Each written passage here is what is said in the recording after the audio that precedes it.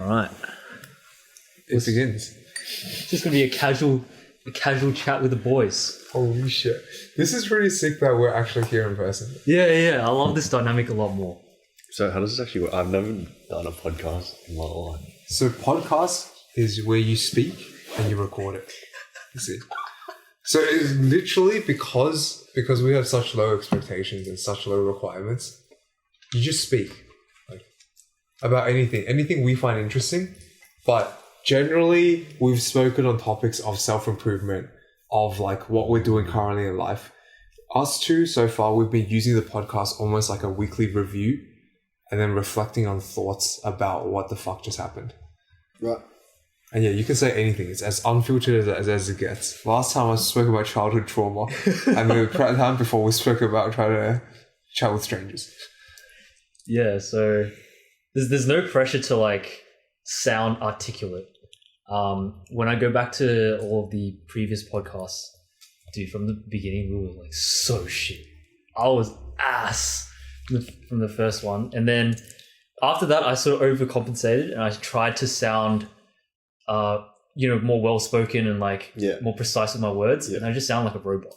So yeah, I guess now that we're in together in real life, we can just kind of focus on a regular conversation dynamic. I'm gonna move the laptop a bit closer. Alright. You can even move this way a bit more. It's just gonna be podcast ASMR, just rustling. This is BTS. Yeah, that's the thing, because the distance between our voices and the mic is so similar. Or like actually our butts and shit are closer to the mic. So it's gonna be good. All right, so do you guys wanna walk me through the day? How the vibes? Adriel, it's your time. What do? We started off at 7:30, was it? First 7:30? Yeah. AM. Got to Westfield. Stretched to that Westfield. Warming up. Just started going for a run. Just make sure you project your voice towards the thing. Otherwise, it might not pick up. So what do you guys... You just talk about your day? Well, it's more like a weekly recap with your thoughts. Weekly, okay. Like what happened, because we've been doing it every week. I'm actually pretty surprised. We've been doing this shit for like, what is this, 8-9 weeks now? Number 8, I think. Oh shit, nice. So we've been doing it every single week since we said we'll do it. And yeah, it was just, the first chat was just like this, in person. He whipped out his laptop, Mr. Thomas Yao, and we just sat there fucking... outside the library. Yeah. And with like trees and shit. The background noise, the wind, everything. The birds were chirping. Yeah, like the Chinese ladies coming down with their children. Yeah. That was legendary. Okay.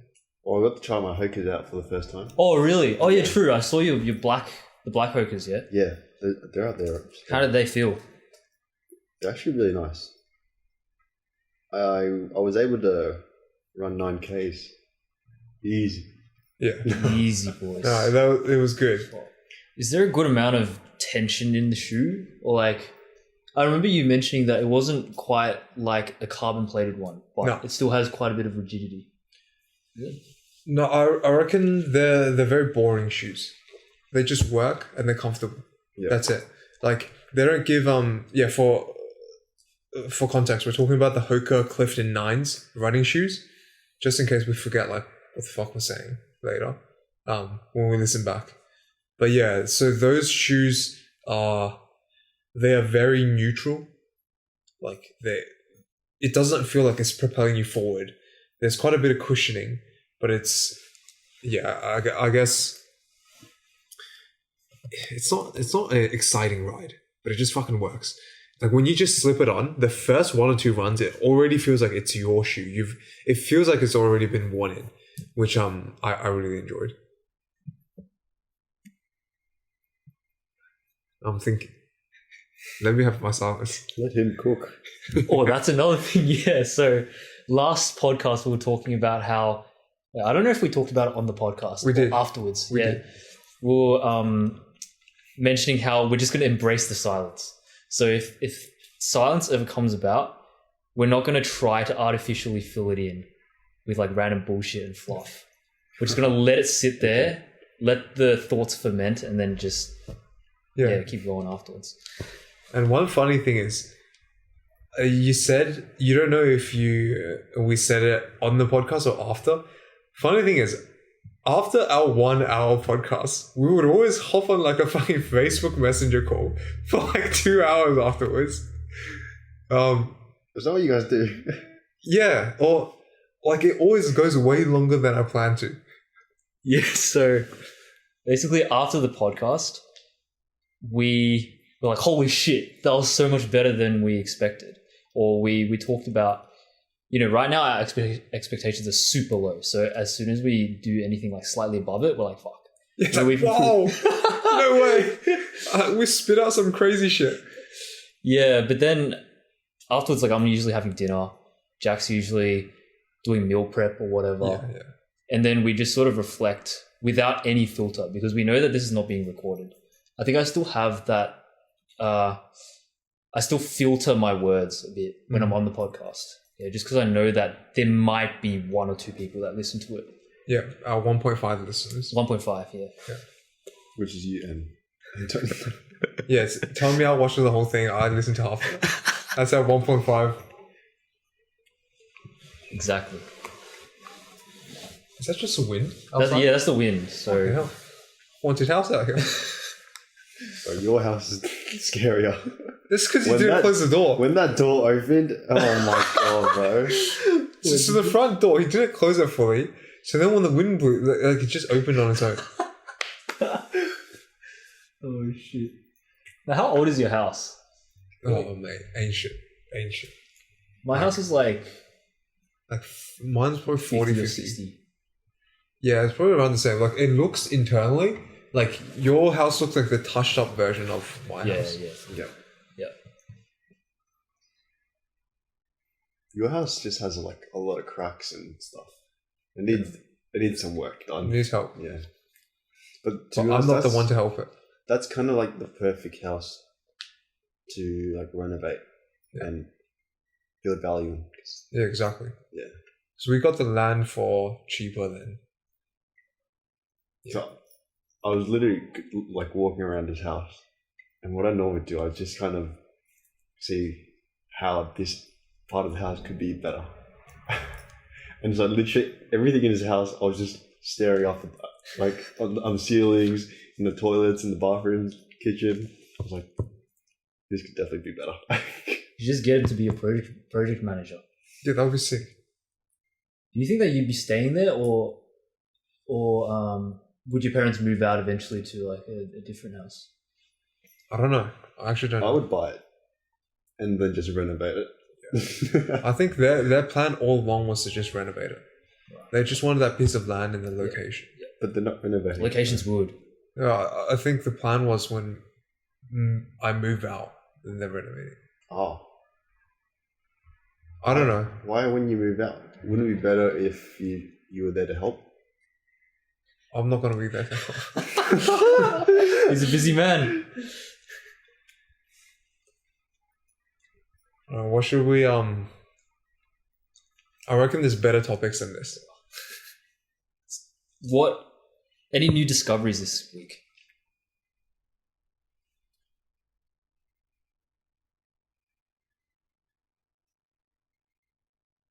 I've got one. I'll start. Yeah, I've got a few now, but yeah, you can start. It's quite simple. So I was going through my emails, and then I saw one newsletter from NotePlan. So NotePlan it's similar to, I guess it's similar to Notion in that you use it to, you can use it to plan out your day. You can use it to write notes on anything, and it's just a piece of software that manages all of your note taking. And the creator of NotePlan was talking about how it's really easy to get paralysis around designing the perfect productivity system. So what I got out of that was that complex productivity systems lead to a lot of overhead and procrastination, while simple systems lead to effective action. So I tend to be the type of person to optimize every little minute of my life, shave off like an extra 30 seconds here and there. And then I realized that it's actually kind of counterproductive to my overall focus and mental capacity for deep work. So yesterday, I just did a complete rehaul of my system. I shaved down my morning and night routine by like 50% and also simplified my daily planning routine or template. And today I just focus on action, getting straight into it, not dealing with all these like bullshit little tasks. And so far it's been really good. Like managed about 4 hours of deep work today before you guys came. And then, yeah, like also did a bit of a workout. Also went for a morning walk. So yeah, hopefully like I'll be able to keep this up over the coming weeks, but it's still an experiment in progress. What's an example of something you cut out of your morning or night routine? Like what was a thing that you used to think was important or was no longer important now? Good question. There's a lot of stuff that I don't even remember because it didn't play a critical role in my life. One thing that comes to mind is I had a 5-minute visualization habit right before I start my day. I would spend a few minutes to 5 minutes just visualizing my end goal and where this next session would take me. Initially, it was very effective, but then it's sort of like the type 1 versus type 2 habits that we talked about ages ago, where there are how did you differentiate the two? I don't remember. I was about to ask you to help me remember. I remember distinctly discussing this. Yeah. When we were sitting at Westfield in that fucking food court for like 2-3 hours. That's what inspired us to start the podcast. Fuck. Wish we recorded that. I wrote down all the notes. Okay, you keep going. Well, type 1, from what I remember, are habits where we want to get used to them or we want to habitualize them. Right? So, for example, if we have... what's a good type 1 example? Brushing your teeth. You want to get rid of the mental burden where the easier it is, the better it is. Brushing your teeth, fucking like making your bed or, doing stuff like that where it's like the less intentional you are, the better, because it's just a habit where being conscious of the habit doesn't help it happen. You want it to be automatic. You want it to be automatic. And you want it to be easy. You want it to almost be able to do it without thinking. Versus type 2 habits, which are habits where we don't want to automate or get used to in our minds. That's probably not a very good way of explaining it. But for example, with visualization, you want that habit to remain novel. Like you don't want to get so used to thinking about it that you're just running through it in your head automatically without any intentionality. Yeah. Because a lot of it's a little hard to distinguish, but it's more like the type 2 habits, the ones where you want to, where intentionality is what makes the habit useful. For example, meditating, I don't want to mindlessly meditate. That's kind of defeats the whole purpose. It's about mindfulness. Yep. I don't want to mindlessly do deep work because that doesn't work. You have to actively do deep work. You can't passively deep work. Interesting. And for example, like I'm pretty sure Yao's going on about, he doesn't, like certain habits lose their effectiveness the moment you make it automatic. It's interesting to think that you probably want the like starting the habit part start to be automatic. Like Yeah. you want to automatically get into the habit or to start it off. If you, for example, habit stack. Yeah. You want to automatically enter that frame of mind. But then once you start it, you don't want to mindlessly do it and Yeah, it's like you want to I get what you're saying. You want the habit itself to be an automated state where you automatically go to that action, but then when you're doing the thing, you want to be intentional. Yeah. So you always want to automate your type 2 habits so that you automatically switch to type 2 when you get to the type 2 habits. This is kind of confusing. No, it's so true though. It's actually why did you have like I've got a few points. Did you have any more stuff to say about that? not really. Except right now, after I've cut it out, obviously I've gained extra time and I don't waste all that time just mindlessly running through the list. Yeah. I did the exact same thing for my morning routine. It used to be like 45, 50 minutes or some shit. Mm-hmm. Now it's like on a day, if I have to go for an early morning run, I want to catch the sunrise. Then I'm out the door in 15 minutes after like opening my eyes. That's crazy. So I kind of come back to finish the rest of my routine. But it's like, if necessary, 15 minutes, I fucking brush my teeth and do whatever. What do you actually do in the 15 minutes? I'm curious. It's normally more like 25 minutes, but if I really, really cut it down, it's 15. So for example, I get up out of bed, I instantly make my bed and drink water. Or even before I make my bed, I just instantly drink water. I turn on the lights, I make my bed, and then I go brush my teeth. So it just makes me feel fresh and clean, ready to go. I splash like cold water on my face. If I have time, I do like the skincare stuff, like the full wash. But normally I do that after the run because I'm going to sweat anyways. And so I would just do that super basic one. I feel fresh. I go back to my room, turn all the lights on. So it's bright as fuck, as bright as I can get it. And then I look at my calendar, move shit around on Google Calendar or whatever it is, like review my to-dos, like my main things. And then I meditate for 1 to 2 minutes, like a super quick meditation. It's more like mindful breathing. It's about like 5 deep breaths, basically. And then I grab out my weekly planner and look at it's like a physical weekly planner, like a book. For some reason, it helps me when I like write it out a little bit. I don't know if it helps me that much. I might get rid of it.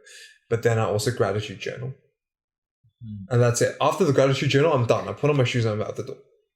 Wow, so you don't even eat? If I'm trying to do the morning run as early as possible, no.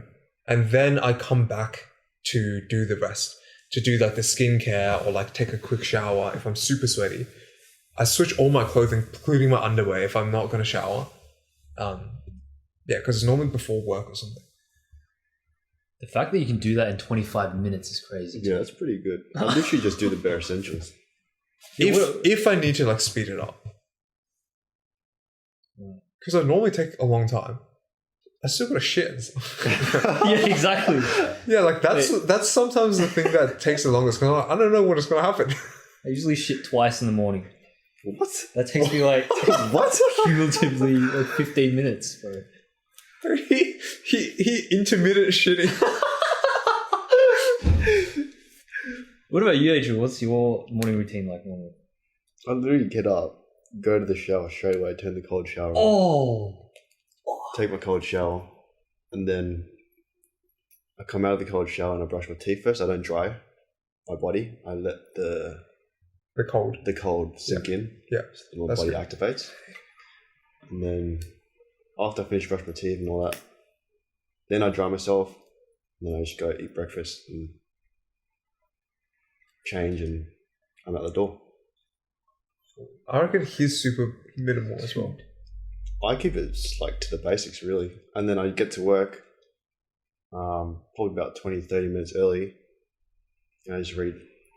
That's sick. Holy shit, Because bro. what that allows me to do is I skip all the traffic in the morning. Yeah. So it's actually saving more time. What time is this? So I try to leave the house around 6. So you get up at 5:30, 5:45. 5:45. Yeah, around 5:15, 5:30. Yeah. You still got to eat breakfast. Yeah, I can fit that in. It's not too bad. I just do it after I get out of the shower. Matt Stoney? No, I have plenty. Wait, Matt Stoney. Matt Stoney is the guy that eats Adriel a lot. Stoney, bro. But no, I have heaps of time to eat breakfast. This is pretty interesting. Like we're on like the different spectrums of how meticulous the morning routine is. Yeah. No, but I think when I quit my job, I might start incorporating like some of the gratitude stuff, some journaling. It's just right now, I just don't seem. I just do the essentials. Yeah, Just fair need to enough. Get out the door. No, I honestly think the rest of that is probably like really good. I think just gratitude journaling helped me more than I thought it would. I don't know how much it helps me now, but it's the fact that it is a daily practice. It's kind of like what we just said. I've automated gratitude journaling, like that action has become a type 1 habit for me, that I just get the journal out and it's just there. I'm like, oh fuck, well, now I have to write something I'm grateful for. And then I have to think about it because otherwise I can't think of anything. So then it forces it into a type 2 where I'm intentionally engaging, because I've just got the book there. I'm sitting there like a fucking idiot, like with a pen in my hand. Just like, well, what do I write? I got to think of something. And then at the bottom, I've been recently writing like almost like an affirmation. Like, I am an athlete because I show up to train even though I'm tired. Just at the bottom. And I'm also writing what day it is in the year. So today is day 79 or day 80. And then also like, yeah, just structuring that as at the top, I write a little affirmation or reminder for tomorrow at the top of the page. So it's super fucking confusing. So I would, once I finish this page, I would write what I'm grateful for, a couple of sentences, and then I would write like the day of the year, like this is day 79 or whatever it was.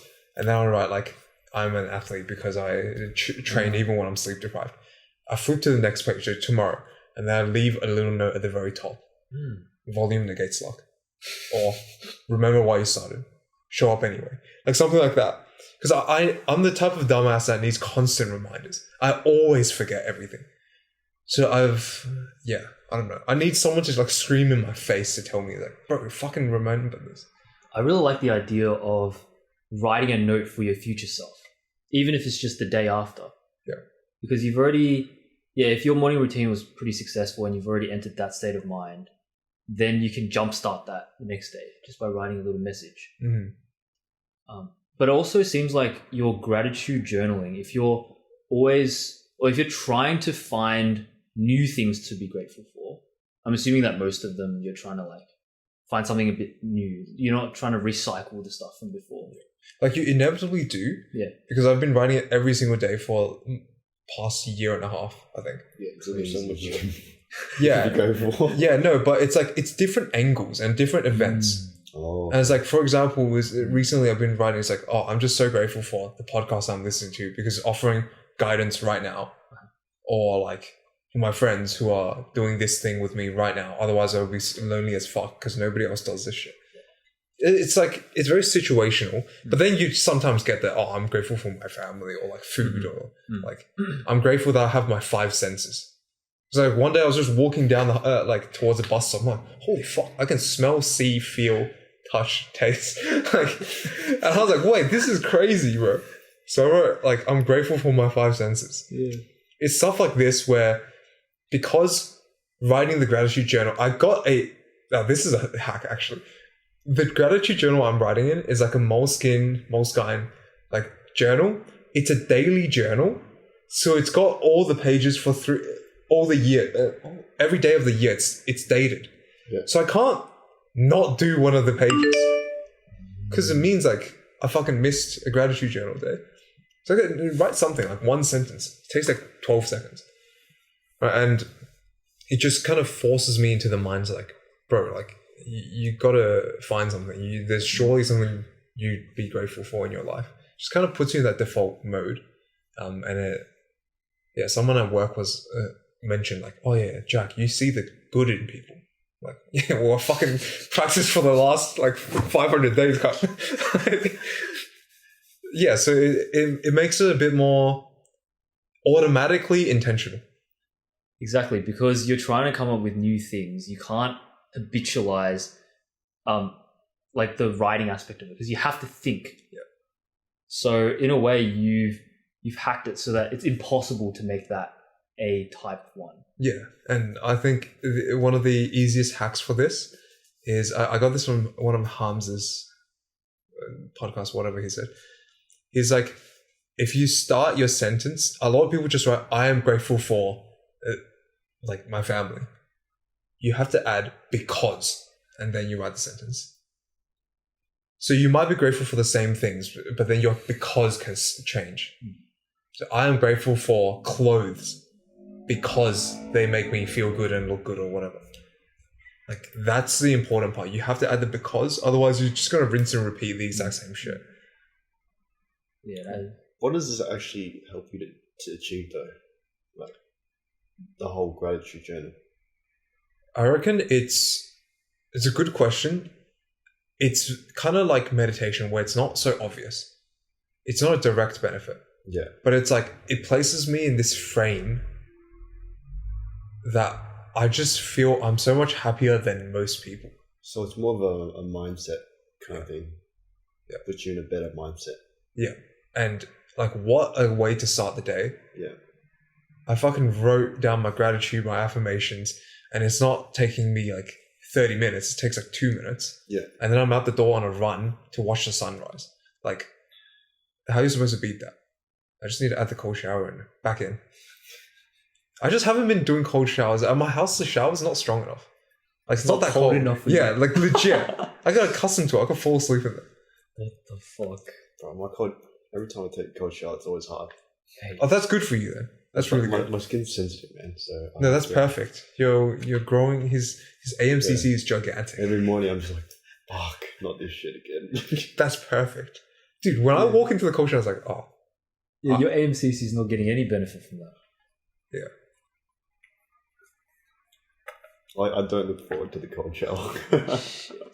That's more impressive that you keep going, man. Yeah. That's really good. Absolutely, man. Yeah, well, I mean, I've started a streak and I just don't want to ruin that streak. How badly do you shiver during those sessions? It's not too bad. I'm slowly getting accustomed to it, but I still shiver. I think when it's not as bad as if you like come out of the beach and the wind strikes you straight away, but that's 10 times colder. I reckon it's also because you guys are so low body fat right now.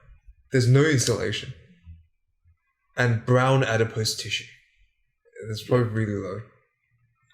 That makes sense. Yeah. Yeah, because when I cold shower, if I do it in winter or even in autumn or a summer morning that's cold, I will be uncontrollably shaking during that and probably 10 minutes out of the shower. Yeah. And then I end up straining my neck or pulling a muscle. Because like literally my entire body is spasming. Oh, it's like how badly I'm shaking, right? Dude. So I can't relax it to and also in the morning, like my neck is the most fragile. So wait, that's fucked. Wait, no, that's weird because what happens to me, I take my cold shower and then, you know, your body naturally starts to warm up. So when I go to touch like, you know, my neck, it's actually getting warmer. Yeah. So I don't really have an issue with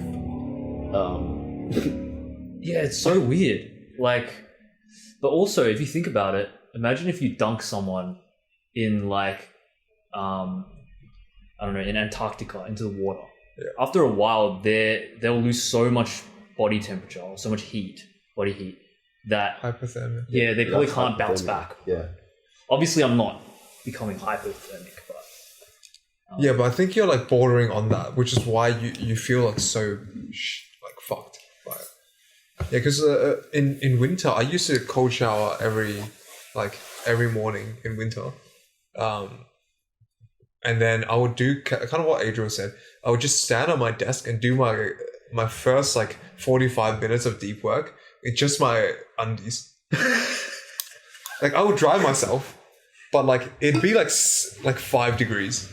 And I'd just be standing there after a cold shower, just standing there in a super bright room with my door closed. It's like 6 a.m. And you're chilling. No, I'm cold. cold as fuck. Like, because I'd fast until 10 a.m.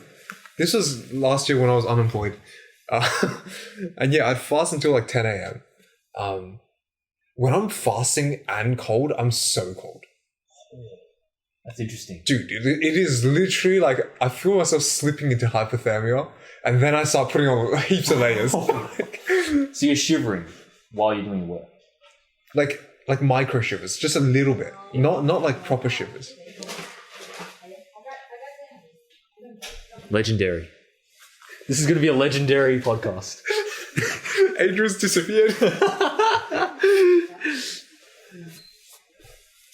This is by far the most whack one we've had. But I mean... I love it. Yeah. Got the homies over.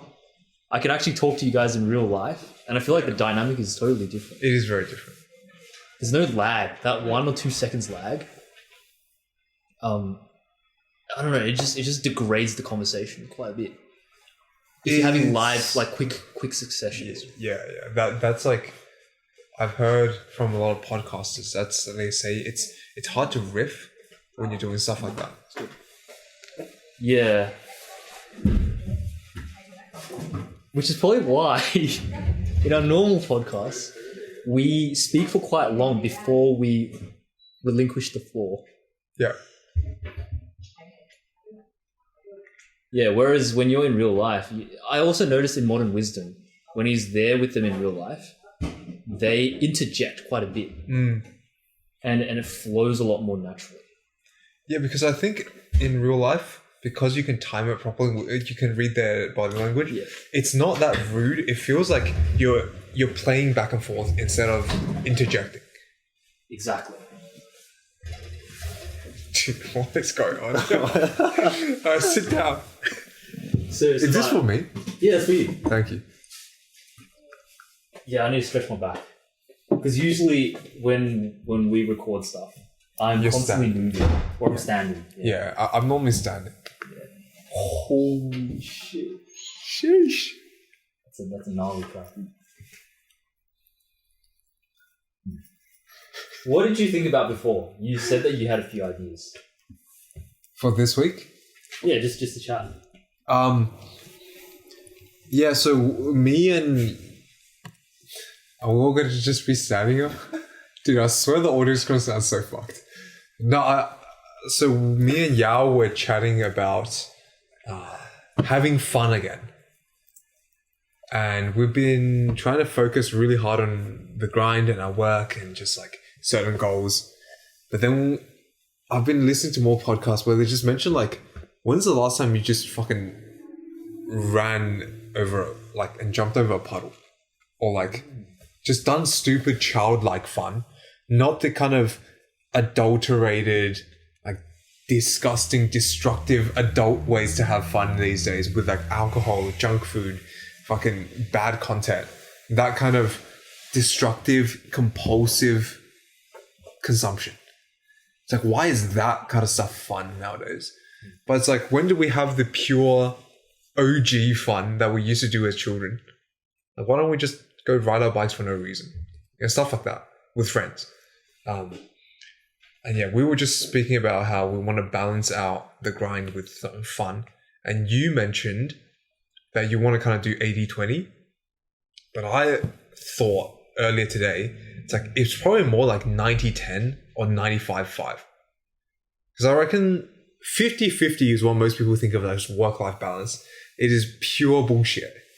I'm going to be like depressed if I'm 50-50. Because I did this back in the day, right? It's very similar to what Caleb posted in the writing thing. But if I'm working only 50% of the time and then I'm playing 50% of the time, I would always feel like I hadn't done enough in my work. And then, so when I'm playing, I always feel guilty. And then when I'm working, I always want to still be playing because I've played so often that that's still a massive part of my life in my mind. So yeah, it's like a fucked situation. There's no win. There's probably more, the types of people we're probably a bit more extreme. 90-10 or 95-5. 95% being work, but 5% being full relaxation, just like pointless fun. For example, even this podcast, like what the fuck are we even talking about? And then me and you, after the podcast, we talk for like 2 hours afterwards for no reason. Just stuff like that is it's so good to fully relax because you've done so much work. You feel so accomplished. You feel like you're on your purpose. I've aligned 95% of my life towards that. And the other 5% I can genuinely have guilt-free fun. So just chill.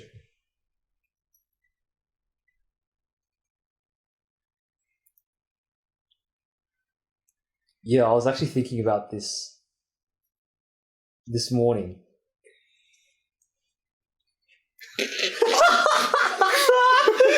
Why are you trying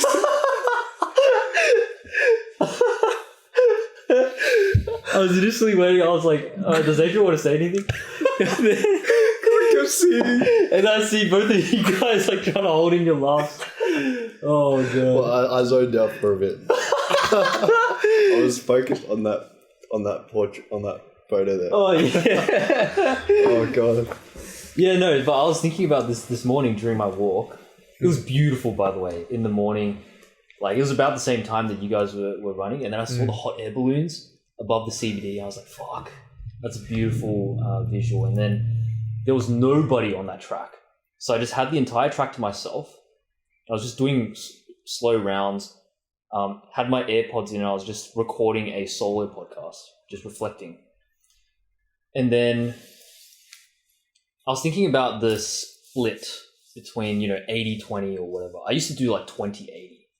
In like 2021, I was 20% of the time working, 80% of the time relaxing or having fun or going out and doing shit, right? Yeah. And obviously that's not the type of life that I want to live now. Although the 80% was, I'd never really indulged in any degeneracy.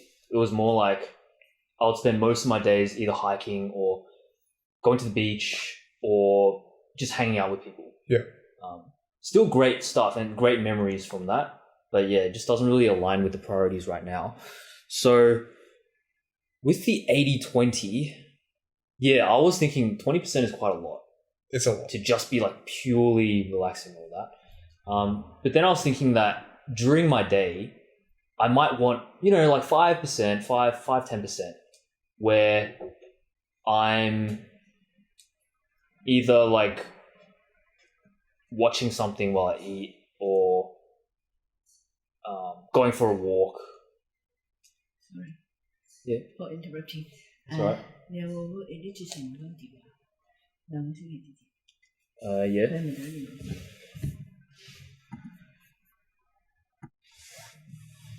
Okay. What the hell were we talking about before?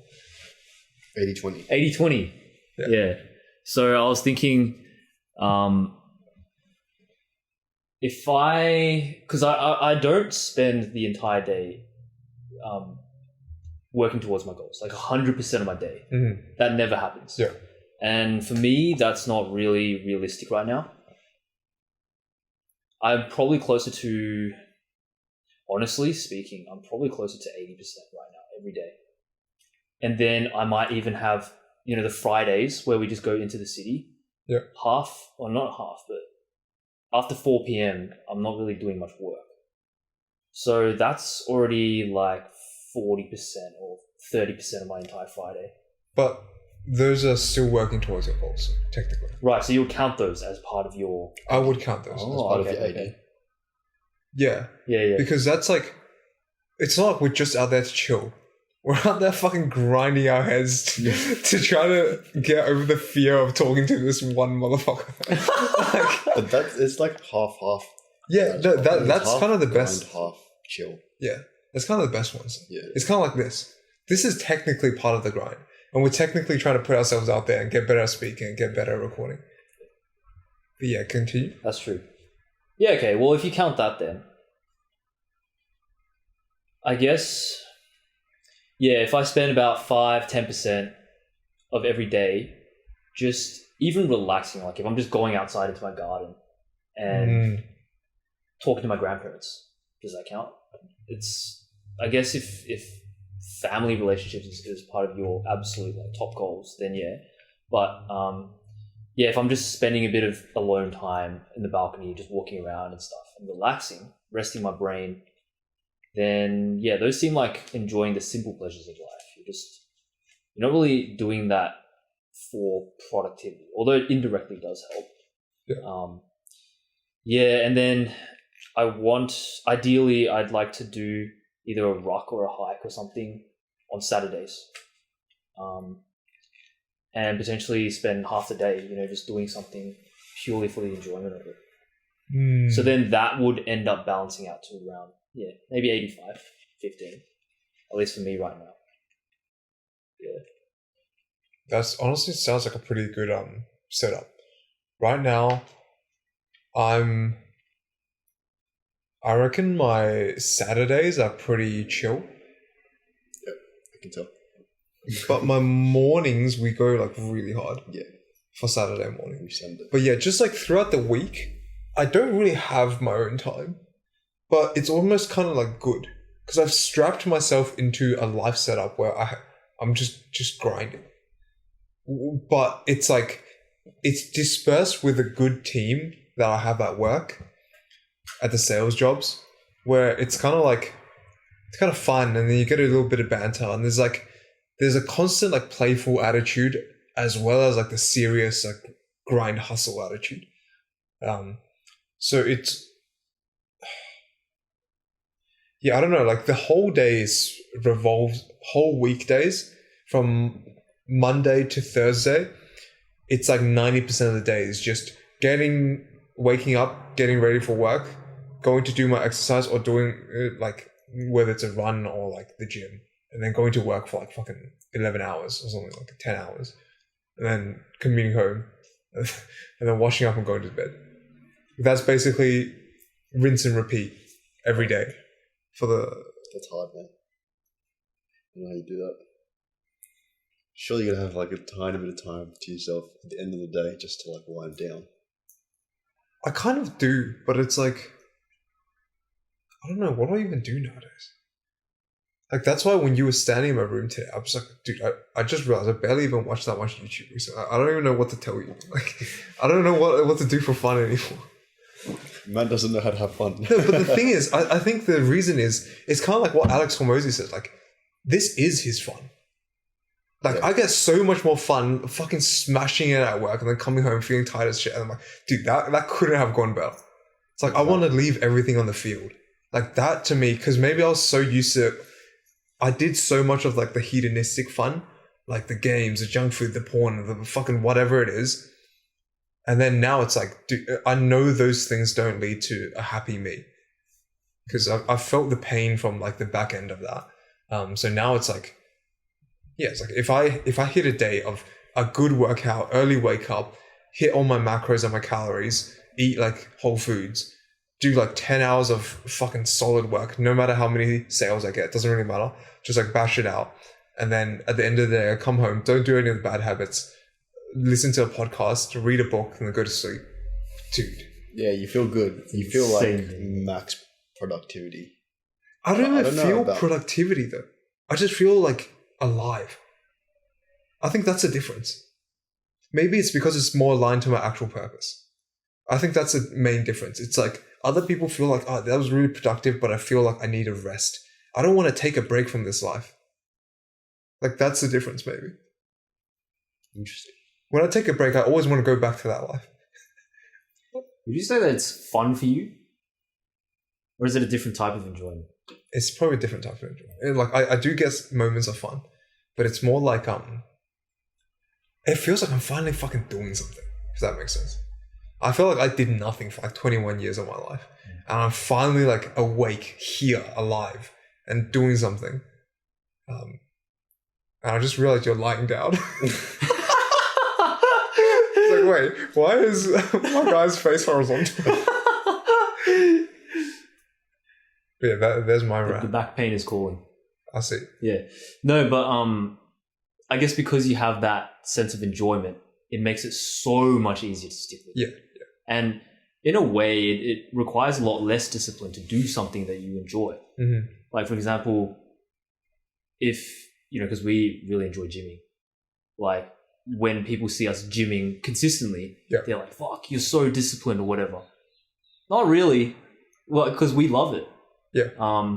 Yeah, there are some elements of discipline involved. You got to get out of your house, and like sometimes you don't feel like it, but for the most part, it's fun. And so when you see a kid playing Fortnite like 5 days a week, no one's gonna say, "Fuck, you're so disciplined." Yeah. Like with your gaming. Yeah. Yeah, it's like it's no longer discipline if you are motivated to do the thing. It's only discipline when you're not motivated to do the thing, you do it anyways. So we actually need to test out and train our discipline in other ways. The gym no longer does it. So I think running kind of does it right now for us, where it's like it's just on the mix of we see the value and the enjoyment sometimes, but also it is so fucking hard sometimes. Like today, moments of today were the most I wanted to quit on a run in a long time. Really? Like near the end on some of the hills, I was like, bro, what the fuck? Since when was this hard? What was your heart rate?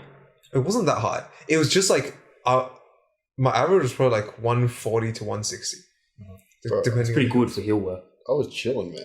With the new hikers, I was like, Oh, this guy was too happy. I could go forever. It's got the buff, the Hoka buff.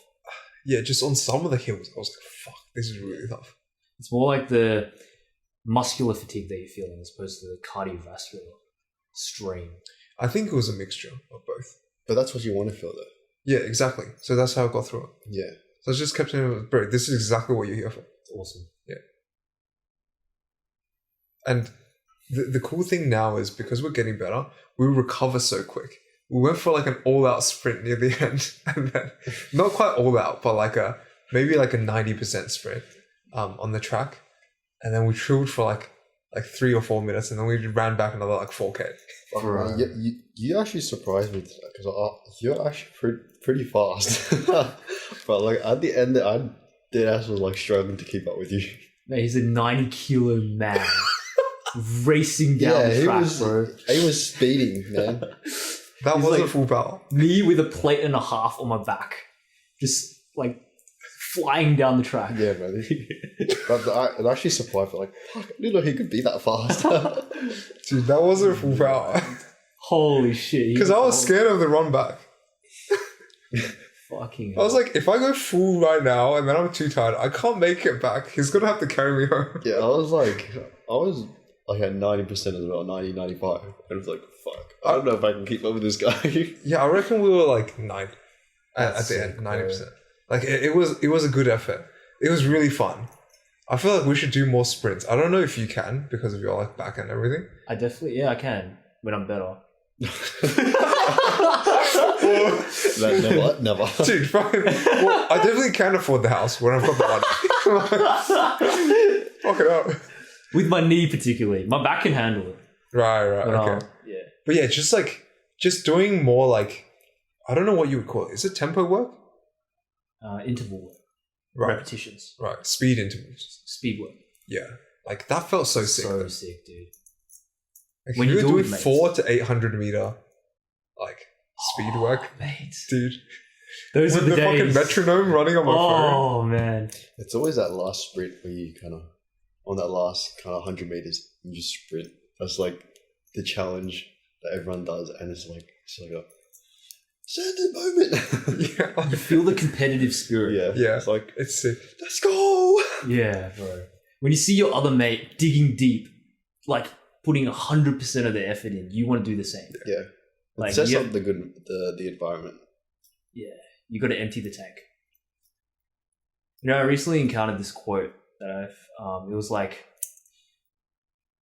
self-discipline is hard, conformity is easy.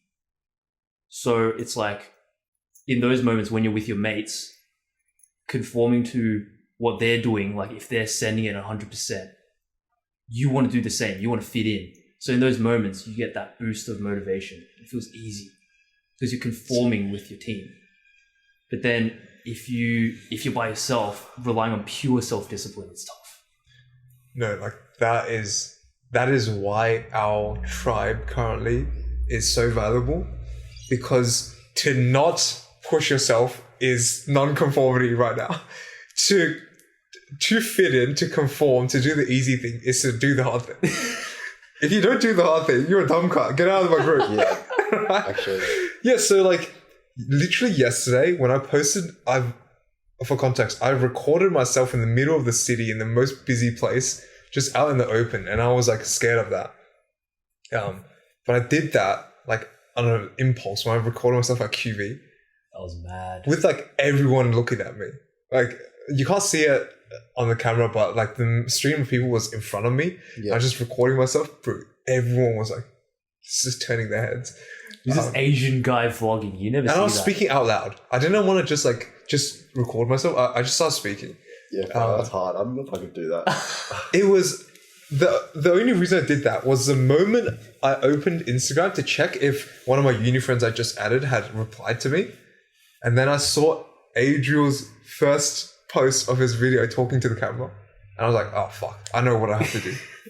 If these guys did the step that was hard for you, and I saw, you posted your video talking to the camera. Okay, you boys have done something that you were probably hesitant or scared of. You did it and you posted it. Like, fuck, well, now I have to do it. And I've recorded myself before, so I have to do something that's a step further. You have to progressively overload. So I'm like, well, shit, what's the one thing I'm afraid of? I look around like, well, fuck. It has to happen. So in that moment, the thing that was the hardest was also the easiest because I had to conform to the group. Because there was no other choice in my head. Like, I couldn't come back to the boys having not done the thing.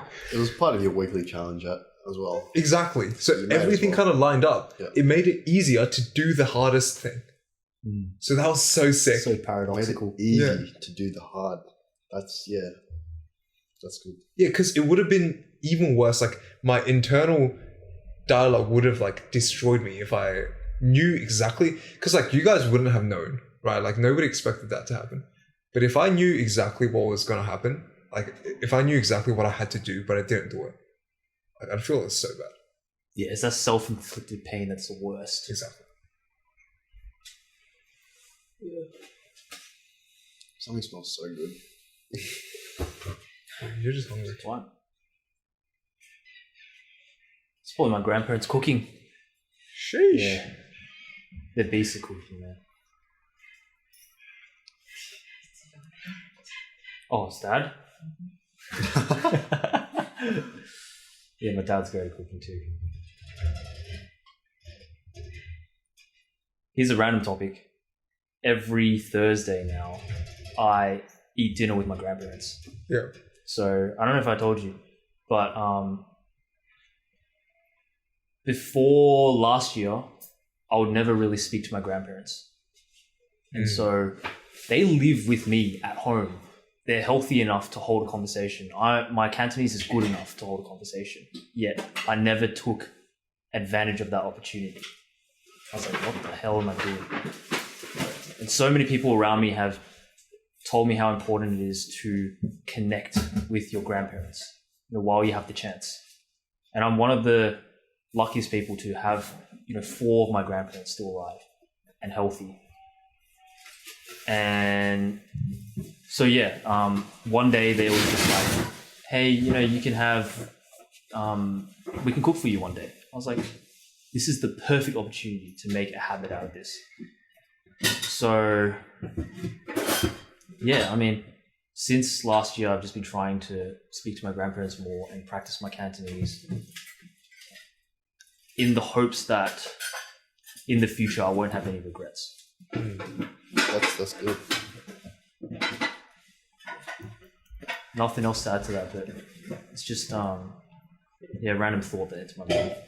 Yeah, that's after my grandma passed away like a year and a half ago. Like all my previous regrets in life, I forgot all of them. And so far, the only regret I can remember is just that I didn't talk to her.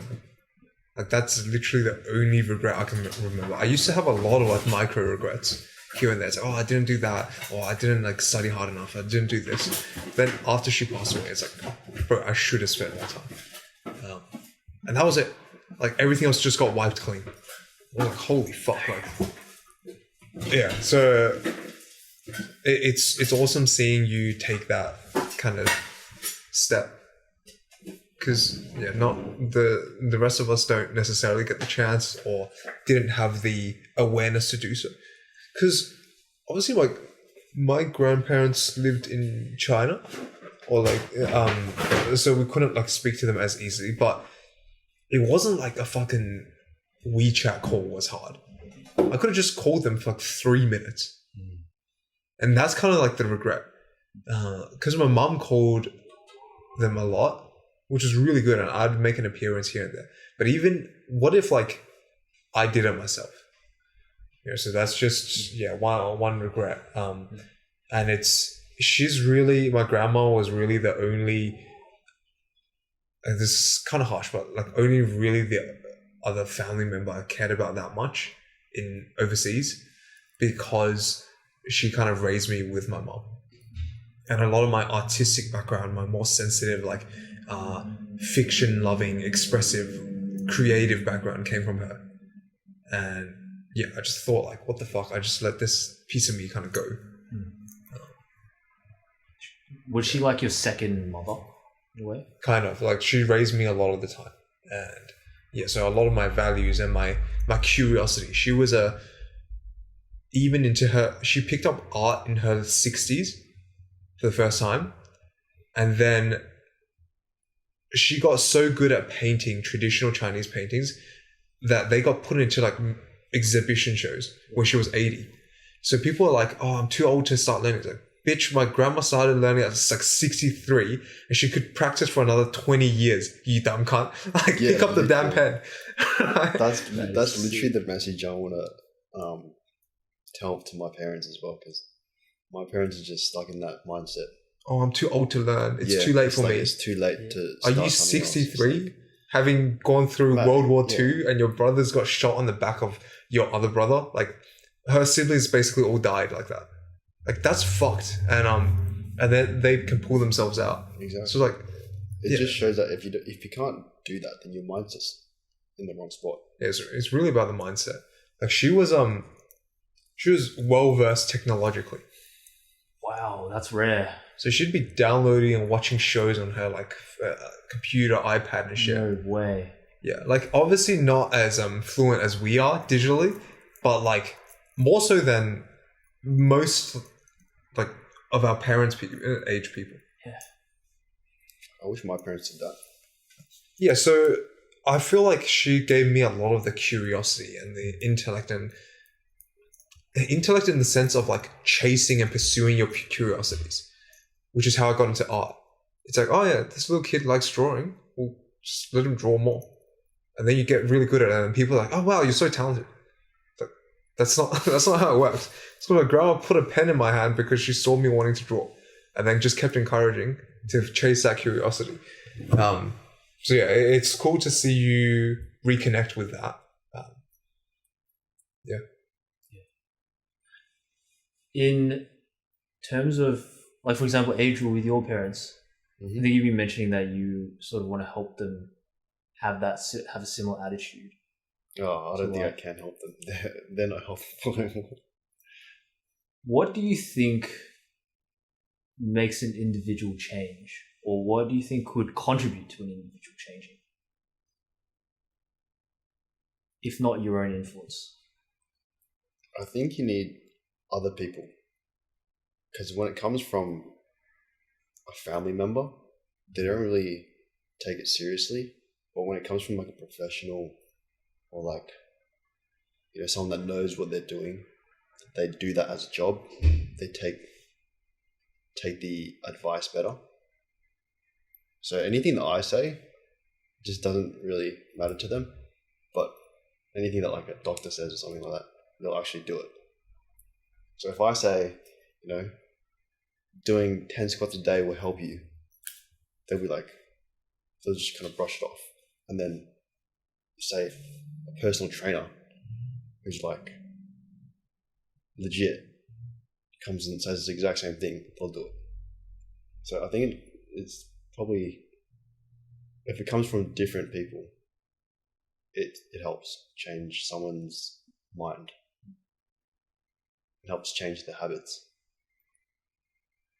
Do you think it's because they're kind of like locked into the dynamic of you're the son, they're the parent? I think, yeah, with families and stuff, we have such ingrained pathways, like dynamics between us.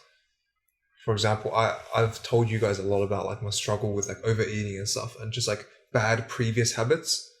They would more easily come back when I return to the same environment at the family dinner table. And so it's kind of like when you are in that environment talking to them, they revert back to, this is my son, I tell him what to do. I don't listen to what he tells me what to do. That makes sense. Yeah. Kind of like reverts back to that dynamic. And then, yeah, it's like sometimes families within themselves are like really, like, I don't know how they become a lot more unreasonable than when the same people talk to their friends. Right, like, I'm sure you guys have all experienced, I'm sure Yao agrees as well, that us between friends, we're like the fucking most kind, reasonable people or compared to normal. And then with our families, we sometimes like lash out or like become irrational, even though we don't want to. And then you just do some, like, say some super shit, you react like really immaturely. And then with your friends, you're like this fucking intellectual Chad. Like the disparity sometimes becomes pretty big. And I notice it in my family members, and then I realize it must also happen with myself. And I sometimes hear myself speak to my brother. I was like, bro, I sound like a little kid. What the fuck just happened? So do you find that? Yeah, there definitely is some of that. I know when I talk to my parents, they get a lot more frustrated. But that's just because it's just difficult to communicate with them because they're just very illogical. But I think if you can have a family that you can have like a normal conversation and communicate with them well, it's not that hard. But do you also think, obviously I haven't even met your parents, so I don't know, but do you also think is because you perceive them as illogical that it doesn't help? Like, what if I spoke to you or Yao, let's say, and I thought, okay, this guy's for sure an idiot. Like, the way I speak to him might not help the fact that he's already kind of stupid. You know what I mean? Like, you're not gonna... Again, I've never even seen your parents before, so I don't know. But it's like, sometimes I hear the arguments between my brother and my dad. And it's like, not to air like the dirty laundry, but it's like, they have a very fixed view of each other in their own minds. So it automatically becomes more conflicting. But when either of them talk to me, it's like the fucking most harmonious, loving relationship. I'm like, bro, like, how did this guy become this other fucking creature when they talk to each other? When they talk to me, it's like, oh, I love these guys. When they talk to each other, I'm like, these are dumb cunts. Like, it literally is night and day. Like, how does that happen? So it might be because they've got like fixed views of each other. So then they bring, this is kind of goes back to the gratitude journal. Like, you don't want to bring a set of assumptions. You don't want to bring a frame that doesn't help. I don't know. Maybe that's a food for thought. So interesting, because it's like you're almost a different person when you speak to different people, and you pick up different mannerisms. You know, even if I just talk to like a different group of friends, I have different mannerisms. And then even deeper than that, you might have a different level of patience. You might have a different level of rationality that you bring. Yeah. It's like baggage. Like, you come with. Family is the most preloaded baggage because you've spent the most time with them. So good and bad, there's a bunch of loaded shit. As soon as you look at them, the colors change. It's like it's custom loadout 3. in a game, it automatically switches. But okay, that was so fucking stupid. I think but you're the only one that plays FPS games. that's true. Actually, we used to play Fortnite, but that's another. But yeah, it's I just see it so often now. So you don't see your parents as like in a fixed view. You see them in a more like flexible. I don't know how would you say it.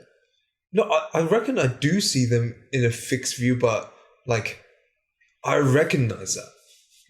That's like the only difference. I'm not that much better. It's more like I've just become more aware recently. I don't know actually what to do about it. It's more just like I've noticed, oh shit, people bring like a whole frame when they interact with people. Yeah, just from witnessing the conflicts of my family. Because I've mentioned this already, like with you guys. I'm always like the mediator. Yeah. Since I was like fucking 5 years old. Like I don't know how I was always the one trying to mediate the adults screaming at each other. Like it never got that bad, but it was, you know, you're 5, right? So then I got really sensitive to like noticing like how people are interacting with each other. I never know how to fix it. I just know like it happens. Yeah. I just don't know, because obviously you spend a lot of time with them, so you're going to have that experience and you know what to expect from them. And if you know that the expectation is low, then you kind of just deal with it in a low manner, if you know what I mean. Because like, if you know that communicating with your parents is definitely going to be hard and going to be shit, then you would go into the conversation like not even bothering to actually try and have a conversation with them, because you know it's going to be shit. So that's kind of the way I see it. I don't know how you do it with your parents. Like, yeah, I've met your parents before, and I get what you mean. It's definitely very difficult to speak or have a conversation with someone who, like, I'm not super close to your parents, but if they're like closed-minded or very illogical, then sometimes it is hard to have those conversations or have a very, I guess, logical conversation that you normally have with the boys, for example. I guess in those moments, like, I do have some family members, like more distant family members, that give off that similar vibe. And then sometimes I need to put myself into a different mode of thinking, different mode of operation, where I'm not, okay, it's like every single word that I say, I start to simulate in my mind how they're going to take it and what they might get out of that. And then I have to sort of remove all of like the logical arguments and stuff, and then sort of just, it's kind of harsh, but just dumb it down. And then, it's sort of like playing 5D chess, because you got to then see from their perspective how they will take things and what is most likely to get them to change. And it's difficult.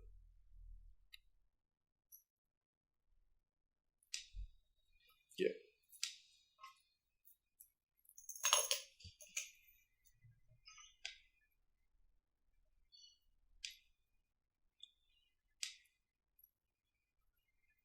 Stop smiling.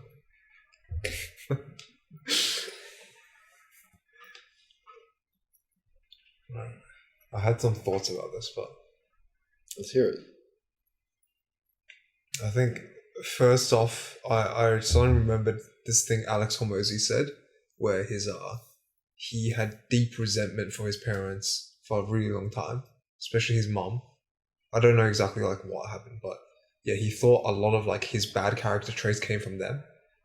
And every time he spoke to them, That's why he doesn't ever go home for the holidays anymore, because everyone just like speaks to him in a way that doesn't help. And it always ends up in arguments or disagreements or something. But he said like the one time when he kind of reconciled with his mum was when he just started thinking like, what are the life circumstances that got them to this understanding? To try to really understand them. It's like, what made them the way they are? And then it's already happened, right? If we're like the stoic bros, then we have to just kind of accept like, it is what it is. This is what happened. Can't change it. Might as well fucking amor fati, love for fate, right? So then one of the conversations, he was speaking with his mom, and she started like getting into that, like you said, like the illogical, argumentative frame. And then instead of playing into that frame at all, he just kind of broke the frame, and he just said, look, I'm sorry. I get it. Your life was hard. And then she started breaking down crying. Like they had like a full convo. I don't know the details, but yeah, that was kind of like the main point, where it's for once he tried to understand from her perspective, like fully, deeply. And yeah, it's like hatred or resentment or kind of any sort of anger can only come from misunderstanding. It's like, how could they do that? Why did they do that? Or how come they said this? How come they're so illogical? The how come is because we don't understand what the fuck they're doing. In their head, they're always logical. Because nobody thinks like, I'm super illogical. Perfect. They think it's right, which is why they keep disagreeing with you. So in their head, you are illogical. It's like, how come this dumb cunt doesn't listen to anything I say? So like, I witness this all the time between my immediate family members. I can see the logic in all of their arguments, but they can't see the logic in each other's arguments, and then they get really pissed. And I'm just like, bro, I had to take like 2 hours just explaining what to one side, and then another 2 hours explaining to the other side. It's like, no, look, he didn't mean it like this. He is this and this. This is what's going through his head. And actually, that's apparently where a lot of our intelligence as humans were forced out of. Theory of mind. To be able to predict and understand what other people in the tribe were thinking. Because if, as social animals, if we couldn't do that, we get ostracized from the tribe, and then we die by a fucking boar or something. So it's kind of like, this is what we're good at. It's just nobody really talks about it. Nobody practices this intentionally. But yeah, it's really trying to understand where they're coming from. Obviously way harder, way easier said than done. It's really interesting when you can, because that can go all the way back to their childhood. You know, back like, I don't know, 60, 70 years back. Yeah. And then every single moment throughout their life has shaped their way of thinking and their worldview and expectations. Everything just comes back to environment and how the way you grow up. Yeah. The funny thing is, as we're experiencing for ourselves right now, as we're finding out, as soon as the environment gives you a seed of the ability to control your mindset, then it doesn't matter what environment you're in. Because the environment, by chance, fed each of us the understanding that our mindset can change our understanding of the world. That was purely environmental. Like, that came from we didn't create that, right? Like, that came from some fate or like the people around us or some shit we heard.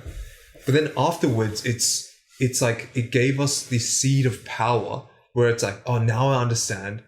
I can use my mind, my mindset, the things I tell myself, these narratives, to at least influence my environment.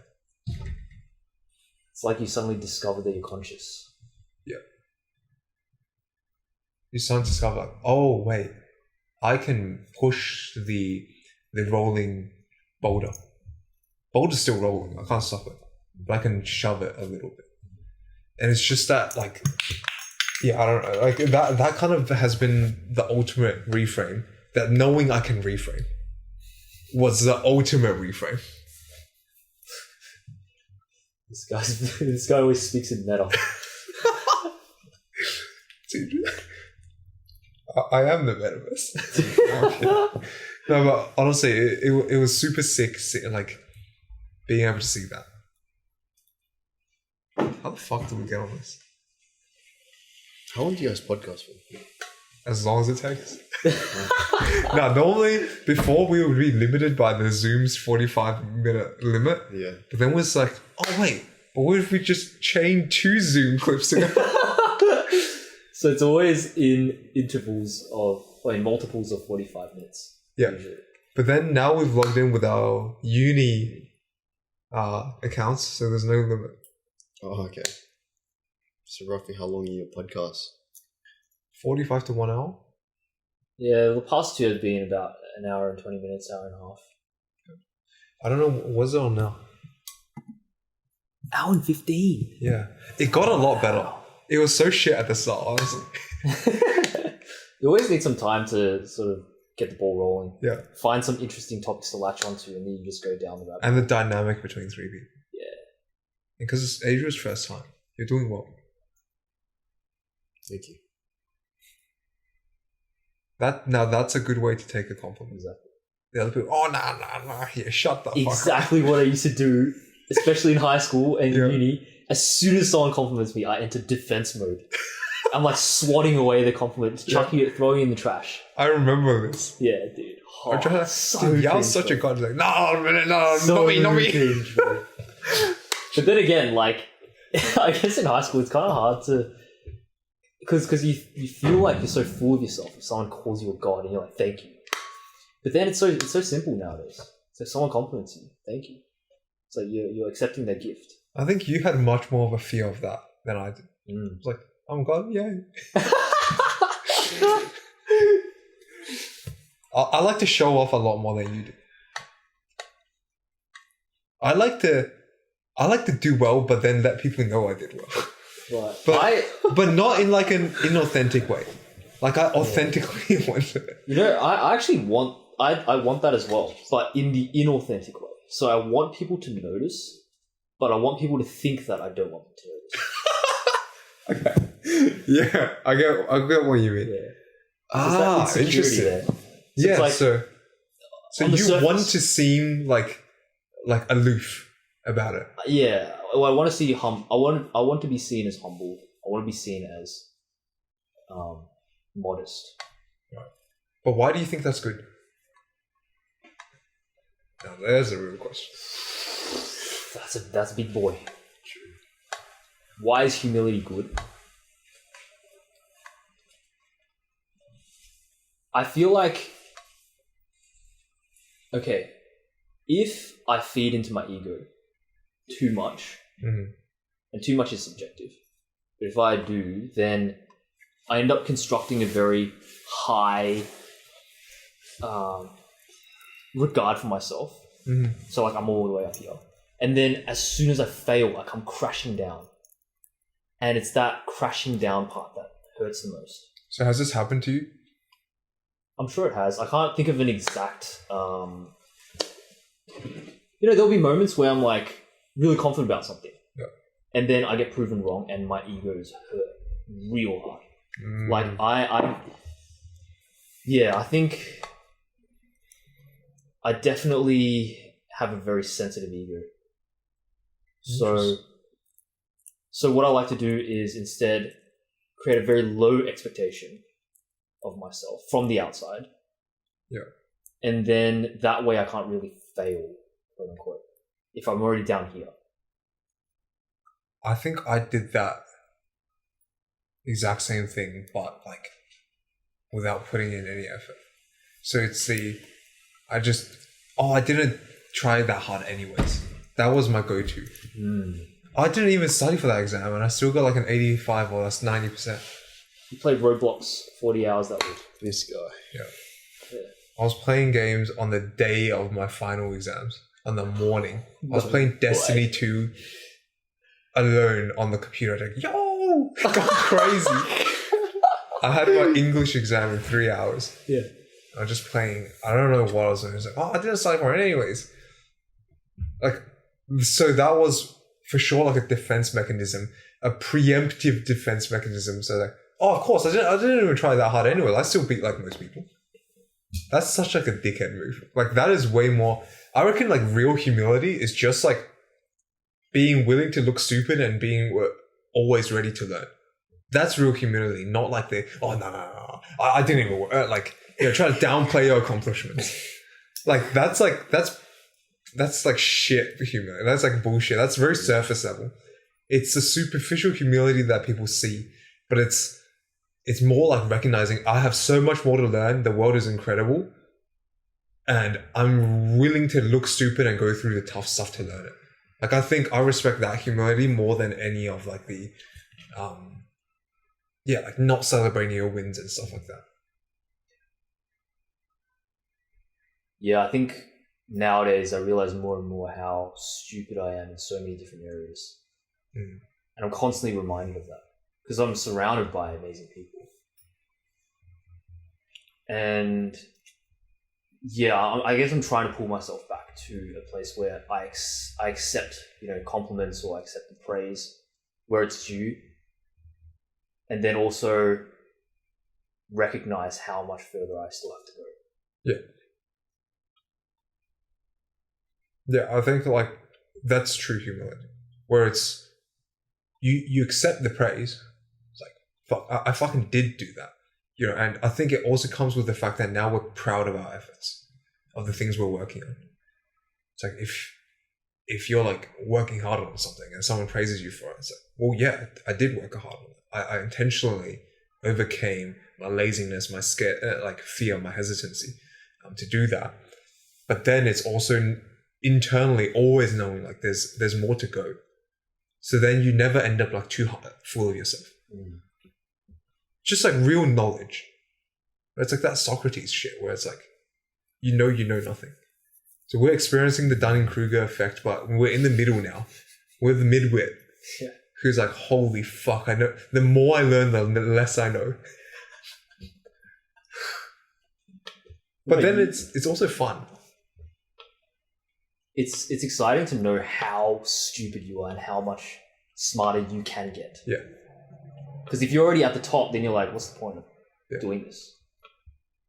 That's why, like, when you get cheat codes in a game, it's fun for like the first 10 minutes.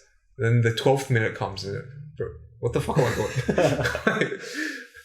Arcade pre-hacks. That was the shit back in the day. Dude. So how do you normally take... Oh, well, we already saw an example of how you normally take compliments. But yeah, do you like relate to any of the, I guess, humility stuff? Or? Well, I mean, I know when I just took that compliment, I know there's a lot more room to improve.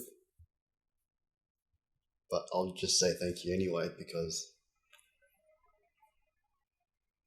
just Accept the gift. accept it, yeah. Like a real man. But yeah, I do have a lot of areas that I know I can improve on.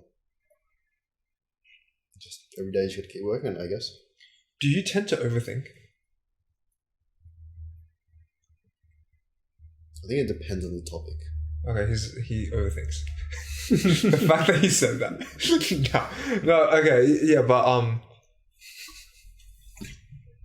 I do overthink. I think we all overthink. what's like a example? So I feel like I haven't really delved into Adriel's mind that much in the past.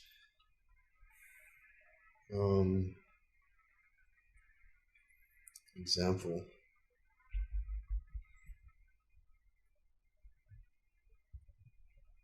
I think when just kind of like analyzing or anticipating how someone would feel when something happens. So, for example, if someone's getting yelled at or something like that, I'd just be anticipating. I would overthink how that person would think. I don't know. I kind of just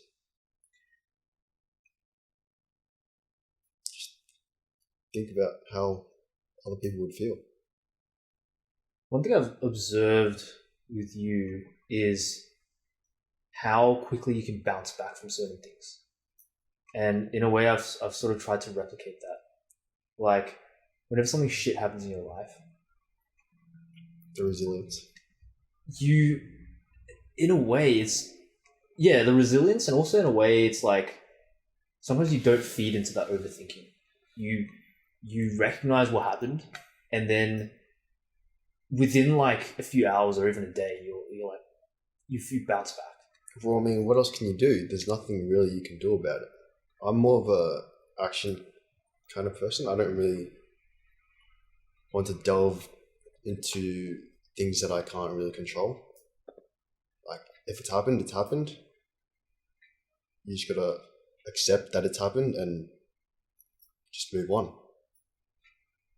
What do you normally think about in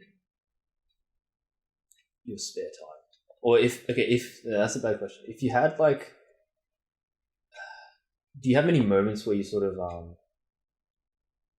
get lost in your mind? Lost in my mind.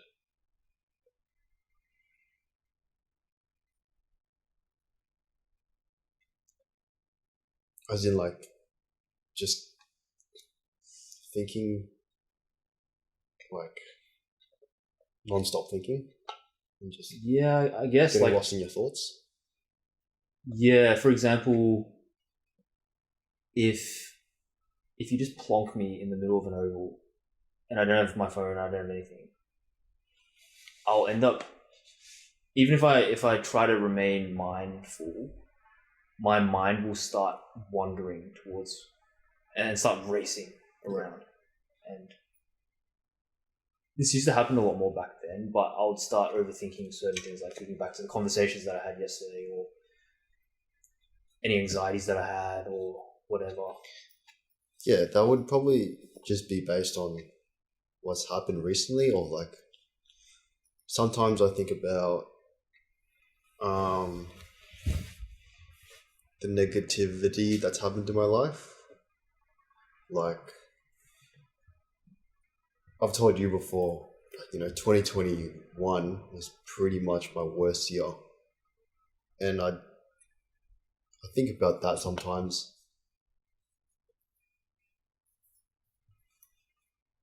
Just, that pops into my mind every now and then. But like, there's nothing really you can do about it, so you kind of just have to move on and just acknowledge it and move on.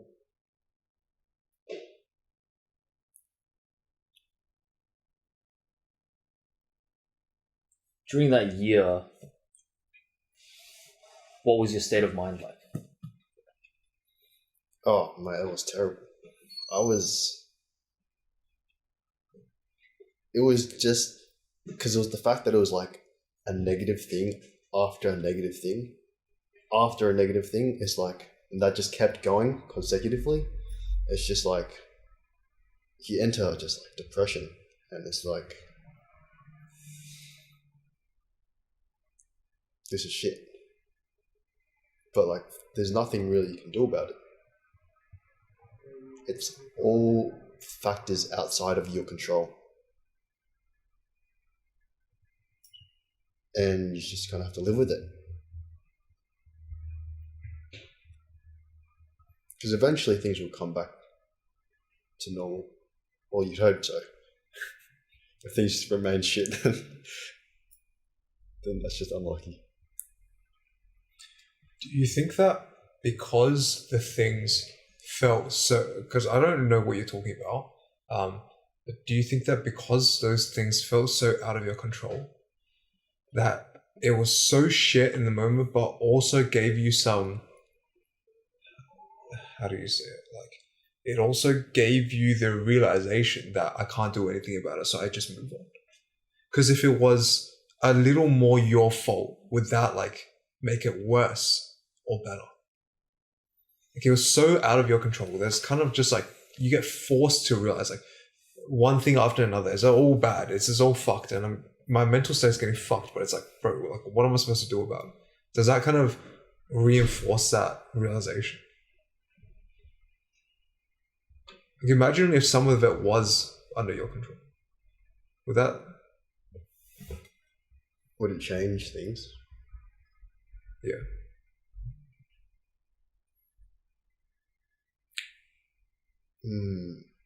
Because I'm only asking. I don't even know if this question like does anything, right? Because we're just hypothetical, right?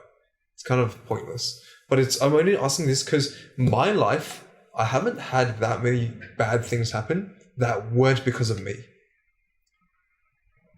All of my, like, I have very little hatred towards the world. I have a lot of hatred, just self-hatred. All of my anger and disappointment, frustration and like sadness, all of my like negative emotions are directed just towards this motherfucker called Jack. And so it's very different. So I don't know. Yeah, I just want to like understand. Like, I've had such a good life, and I still fucked it up. Like, that's what I feel. I've got the best hand in the world, and I still fucked it up.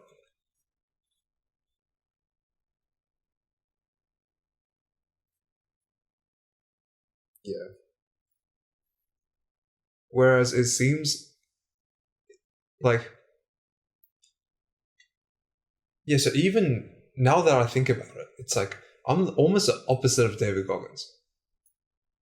He had the worst hand ever dealt, and he's trying to fix his life from there.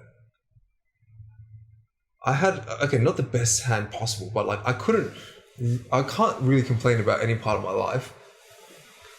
So then, yeah, your situation seems very different, where it's like all of it seems like stuff dealt to you.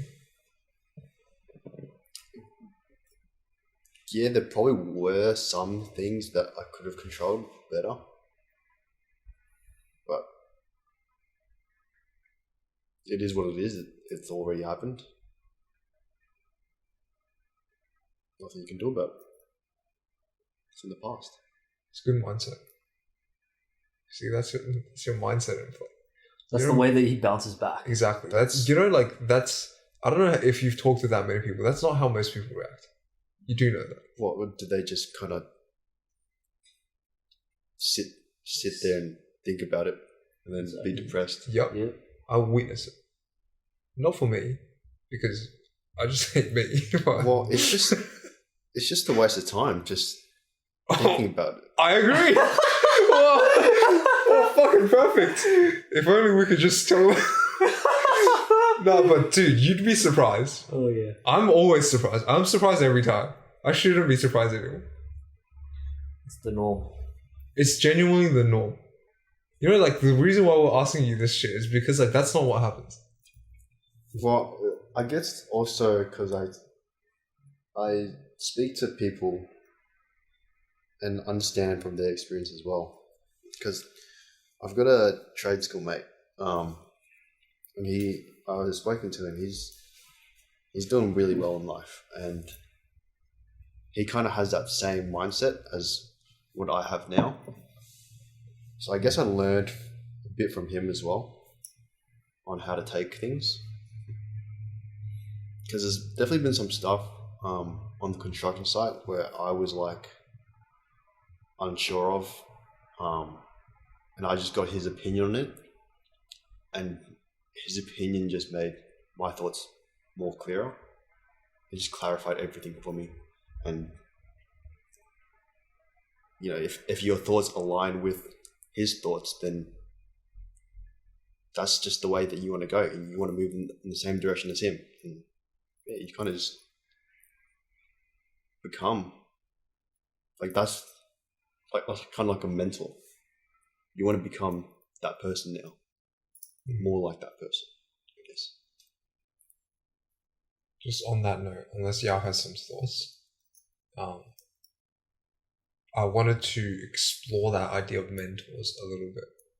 Have you guys had many mentors in your life, and kind of what? Because I've been reflecting a lot about mentors recently. But yeah, have you had many mentors or at all? You're shaking your head. You just told me of this mentor that you just been hearing. What a fucking tongue. I wouldn't say he's a mentor. You just said he is a mentor. It's kind of like a mentor, but no, I haven't really had anyone that can guide me in life.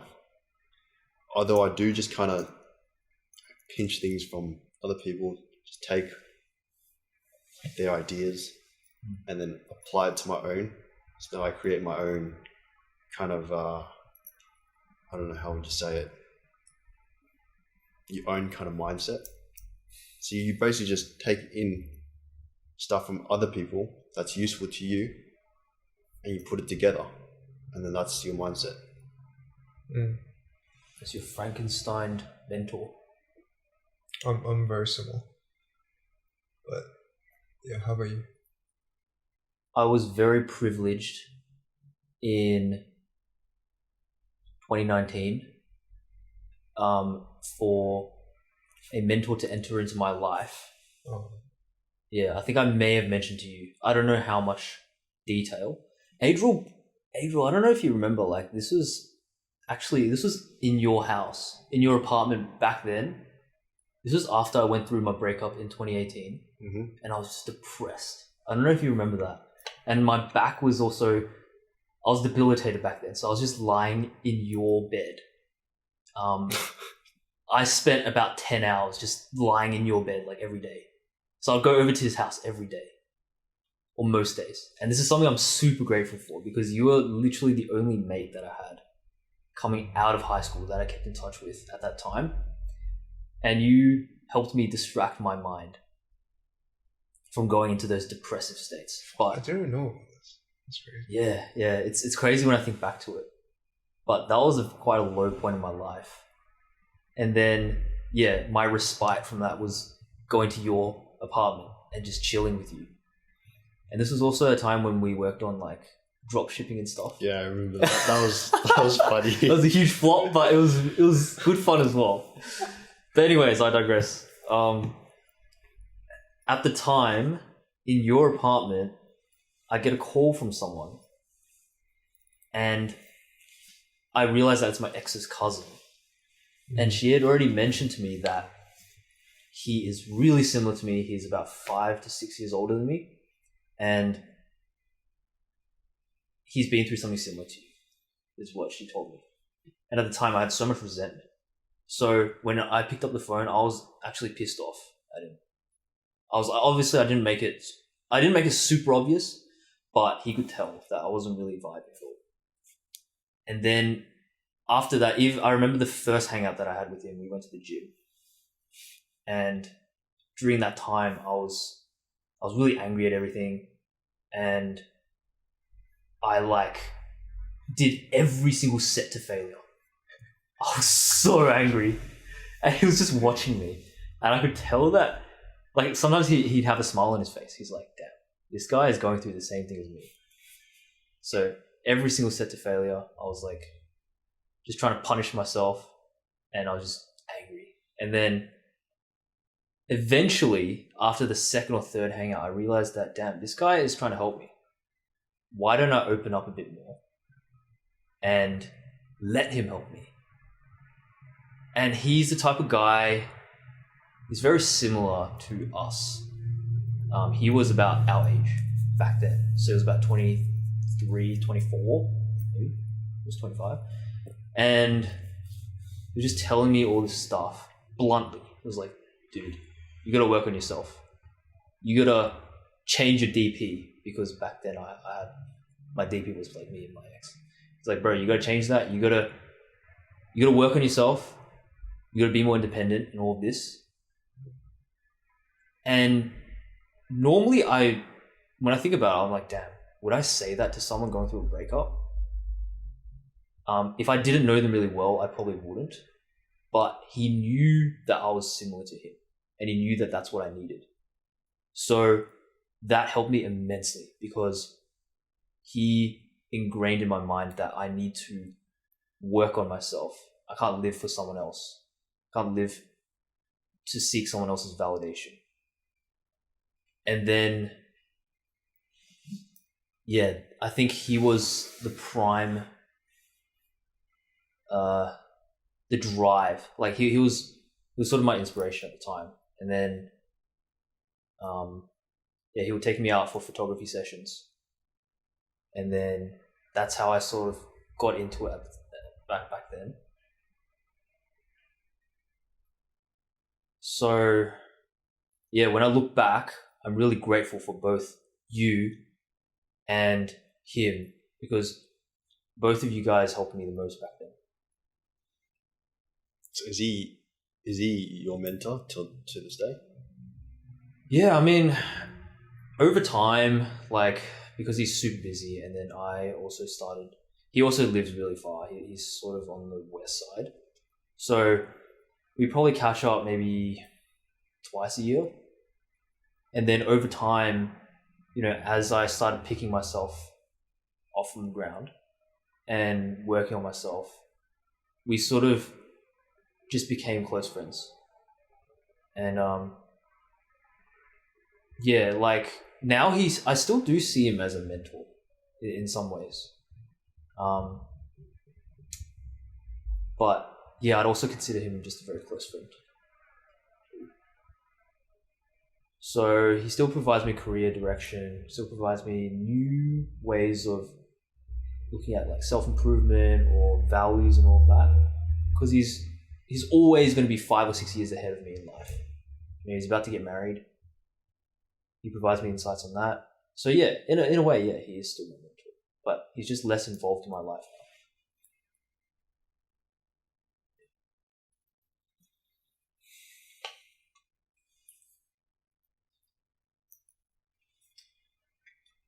Yeah, I don't think I've had a solid mentor like that very directly in my life. But I think I mentioned this maybe sometimes before. I feel like on reflection, you know, I was kind of not quite resentful, but I always felt kind of sorry for myself. It's like, where the fuck was my mentor, like in the Rocky cutscenes? Right, where's my mentor that pushes me? Where's the guy that comes out and shouts at me to keep getting up and keep pushing it, keep learning? You know, like every single sports player, every success story, there's always like a mentor, a coach, or a business partner, or some older guy who comes in to pick them up. The fucking Wizard of Oz. Okay, that's not the good example. Like Gandalf. Where was my Gandalf? I'm just a fucking hobbit. Right, but then, like, over the last like year or two, I realized like it's probably because I wasn't ready to take them. They probably came into my life, but I wasn't willing to put in the work, so they just kind of left. Because why would they put in the effort into someone who's not willing to like do the thing? And now, currently, I see that's true because suddenly I have basically a bunch of mentors at work. They're not like life mentors, but in sales, in my profession, they're all teaching me a shit ton of stuff. I'm barely even asking questions. They just teach me whenever I ask. I'm like, what the fuck? Like, they're not getting paid to teach me. But it's because I'm willing to do the work. When they tell me something, I do the thing, even if I fail. And that kind of reinforces them, because when I think of my time as a tutor, I pay more attention to the kids who pay attention to me. Mm. They don't even have to get good grades. They just have to fucking try. And I was like, oh shit. There's probably been like 1,000 mentors just waiting. It's like, oh, this is a really smart kid. Let's kind of help him out. Oh, he's a dickhead. Oh, he just plays games all day. Okay, see ya. That's probably like, it kind of just faded. Right, and I recognize that my old guitar teacher was actually a really nice mentor in the sense that he met me at my level. He didn't really push me that hard, but it's because I kind of, for a while, I was like, why didn't my guitar teacher push me harder to practice more or something? But then I realized it's probably because he recognized I wasn't capable of doing that at the time. I was like a little kid.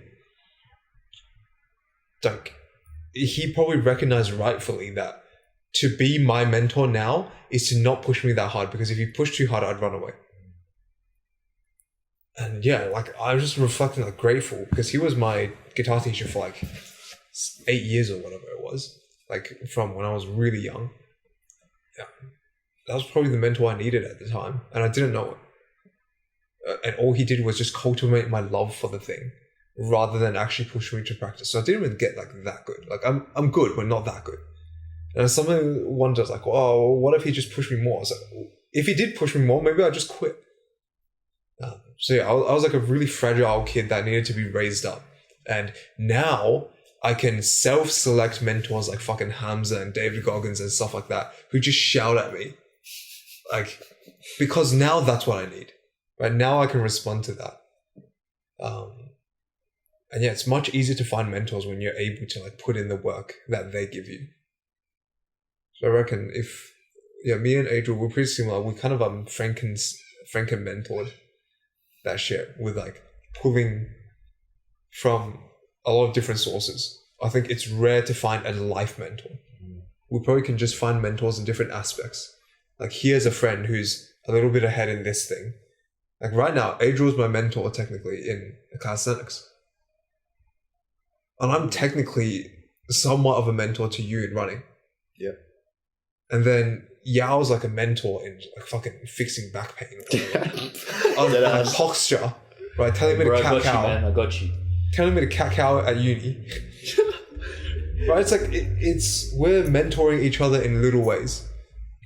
But yeah, it's oftentimes like whatever person is ahead of you in a thing, but can understand where you're coming from. So yeah, like my resentment about not having a mentor is actually just a reflection of me. What are you gonna say? Sick reflection, dude. In a way, do you think in this digital age, with access to so many mentors from different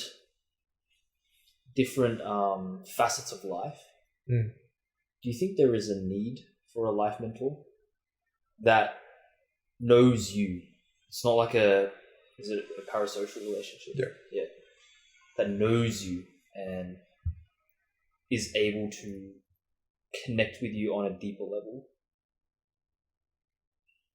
Probably not essential, but it'd be nice to have. Yeah, I'd say it'd be nice to have some guidance. Because, especially it depends on the environment that you grow up in. Like, if you have been brought up with parents that have done no guidance for you and, like, you know, they haven't really done much for you, it'd be nice to have some sort of guidance from at least someone else.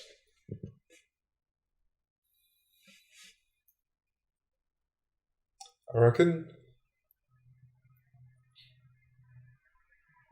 I've gotten a lot of guidance from the people online that don't know me. I think parasocial relationships are only bad when you think they know you. But like, I know they don't know my exact situation, so I can take it with a grain of salt. Not with a grain of salt, more like with a layer of detachment. But it's like, I think one thing I'm pretty proud of that I'm really good at, if I do say so myself, is like just taking the useful part from whatever source. I could learn from fucking Hitler. Right? But most people, they see the thing and then they disregard it because of the source. But it's like, even if a fat guy tells me how to like lose weight, even if he's like 500 pounds, although the source is not credible, like what if he's still got something to say? Like I think that's something I've been trying to keep in mind. And yeah, it helps. Like online, I found incredible guidance from these people.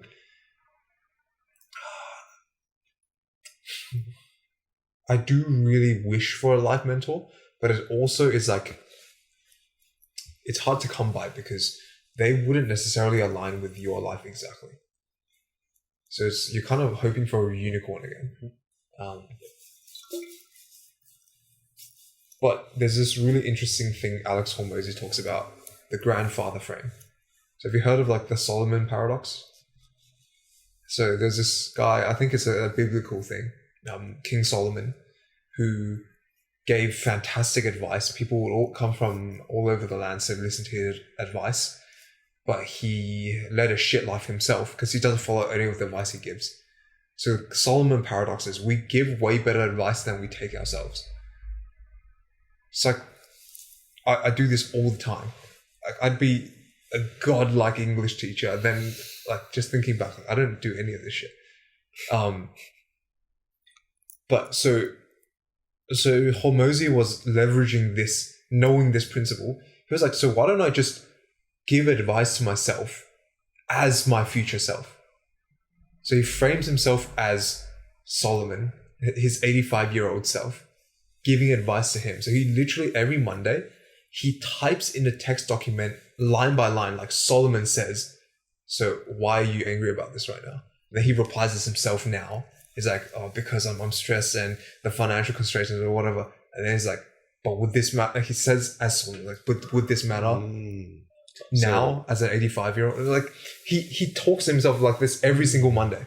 And that gives him pure clarity because number one, he has absolute context of his life. Number two, he has absolute alignment of incentives because the only person who wants all the best for you is you. Everyone else has slightly different incentives, even your parents. They want the best for you and them. So be your own mentor. Yeah, so like, I've tried listening to some of my own advice and it's fucking working. But to be fair, it's because also I'm getting all the advice from the other people giving advice because they give super good advice because of the Solomon paradox. Mm-hmm. It's kind of sick. It's like, I've never really thought about formalizing that system where I'm literally, and dude, the possibilities with AI makes it endless because what if I can compile my Notion as a language model into an AI generatively so they can give me feedback as myself from the millions of words I've written over the last like 5 years. Dude, like a decade later, I can speak to the Solomon version of myself from the stuff I've written. It's fucking wild, bro. I'm so excited. Fuck it up. Make it happen. That is fucking wild. Yeah, you know, I tried that Solomon thing, but I didn't know that he speaks this dialogue. Yeah. Like he simulates the dialogue. It's literally like Courage to be Disliked, that book.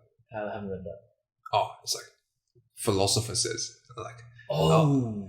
Yeah, it's like philosopher. It's like a play, like a script. Yeah. Philosopher.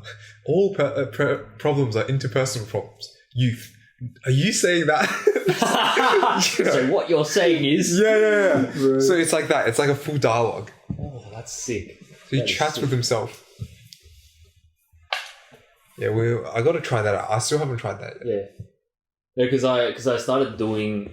Okay, I started for 2 weeks and then I flopped it. But in those 2 weeks, even on the second go, I found myself rushing my responses and then treating it as a type 1 habit. Okay. So this is an ongoing issue for me when I try this mindset shift stuff on a regular basis. I think it works for me on a one-time basis. And then, yeah, if I try to make it a regular thing, then I really struggle to reap the most benefits from it. That's interesting. Yeah, I did a similar thing with like affirmations in the morning. I used to write down like quite a few affirmations and run through them, not just like writing them fresh. I would have a list ready to go and I would read it every day. Mm-hmm. But then that became such a type 1 that I memorized every single line, but it did nothing for me anymore. Like I could remember word for word like 10 different lines, and it still did nothing. So yeah, fuck. I don't know what's like the cure. I think last time we spoke about this, we said we just have to like keep it fresh, like refresh it every, say like 2 weeks. It's like something about the habituation instantly removes the effect. Type 1 habits, mate. Fucking hell. No, type 2 habits. When they become type 1 by accident. Yeah. We're such nerds. Holy shit. How does it feel? Just like chatting in front of a mic. It's very different. I haven't really done this at all. Yeah. I guess it's good though because it helps you like formulate your thoughts and like express them as well. Which I don't really do that too often. But yeah, it's good because you get practice in speaking. Yeah, I reckon you would benefit a lot from this, but also just probably writing your thoughts out long form. So it's really cool to see you taking all those notes and the mind maps and shit. But even just trying like journaling. Do you journal at all? I was thinking about starting it. No, think, just do. But I don't know how, because I've never done journaling before. This is something I actually wanted to ask you guys who do journal. Because I personally literally looked up on the internet. How do you journal? Yeah. What do you write? And yeah, so I was like, what do you guys write in your journal? Well, do you want to take this? Alright. There's a couple ways you can go about this, but the whole point is you write what you need to write. It's like you write what you think. So you can. I kind of journal every single night as like a brain dump, and I type 1 automated this habit where every night I have to write a journal entry, whether it's 2 words or 2,000 words. I've literally wrote one that's like 1.6k, just sitting there at night. But it's like, I've gotten into the habit of daily journaling because most of the times I have nothing to say, but then sometimes I have a lot to say. And it's when you need to process any thoughts. And I know this sounds super vague, but it's like, for example, if you're feeling frustration, if you're feeling excitement, I just start off by reviewing my day. I do it at night. You can do it in the morning, whenever. I just start off by like, okay, today was an okay day, or today was a pretty good day. I did this and this and this. And then I start exploring like, but what were my thoughts? What were my kind of takeaways? What did I kind of regret? What did I enjoy? You can explore it in those kind of terms and give yourself some prompts. What was my highlight? What could I have done better? Why did I feel like this? Why did I respond like this? What would I do tomorrow? Or how does this help me? Like anything. You can go with any prompt. If you're really starting out, you can literally list out like a 3-prompt thing. Highlight of the day. What's something I can improve on? So you're basically just writing down what happened in the day? I use that as my prompt. I use that as my starting thing, and then I branch from there. If there's no other thoughts, or if I'm just too tired, I just leave it be. Like, keep the bar low. You want, like right now, especially if you're starting a habit, you want to keep the bar so fucking low that it's kind of like, it's piss easy. Yeah. Like you can't fail. Yeah. Like journaling is like the thing where there's no right or wrong, because by definition, it's your thoughts. It's your journal. Yeah. You're not going to see someone's journal like, haha, you fucking idiot. Right. Mate. So it's literally, yeah, it's up to you. Do you guys use pen and paper, or do you use the laptop and write your thoughts? Yeah, so you can use whatever you want. Again, it's quite vague, but on the note of the writing it down on paper, sometimes people walk into my room and they're like, oh, what's this? They open it up and then they start flipping through it. I'm like, bro, what the fuck are you doing? And then they start trying to decode it, like, oh, dude, your handwriting's so interesting, but I can't decipher what you're saying. And they're like on a page where I'm like self-loathing to the max, and I'm like existential about my life, and like, bro, what are you doing, man? But yeah, on that note, like, I find that this, for me, I do 3 mediums of journaling. So one is, pen and paper. Sometimes if I really need to slow things down and I want to focus a lot on just thinking deep, then I like to write it down on paper, because I have to be a lot more intentional about what I write down. Other times I want to just speed write and jot down like how the day went, like all these improvements that I have in my head. So I type, because that's the fastest. And actually lately I've just been doing audio logs. So either every morning or at night, I'll just take out my phone, open voice recorder, and then I'll just speak. And this is something that Jack told me to do, I think like last year. recommended if I want to improve my speaking skills, I need to speak more. Which is so obvious, but I never thought about it. So yeah, That is very true. yeah. So I was like, fuck, this is the best opportunity to both practice my speaking, practice expressing my thoughts, and also work through all these, like, the jumbled mess in my head. So there was one time, this is when we went on that approach session where I was really struggling to give compliments and stuff. Like when I told that person I like their beanie and shit, like I was flopping that day, right? And so after that, the moment I got home, I was angry at myself. Like I was really angry. And it was, a lot of that self-loathing and like not pushing myself enough and all of that.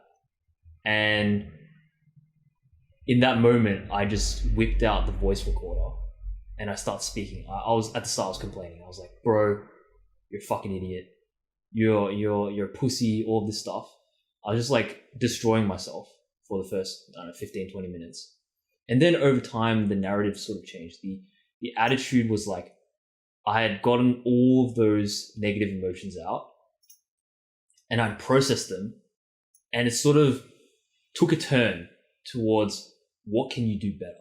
And then I started thinking through, like, I was talking to myself, sort of like Solomon.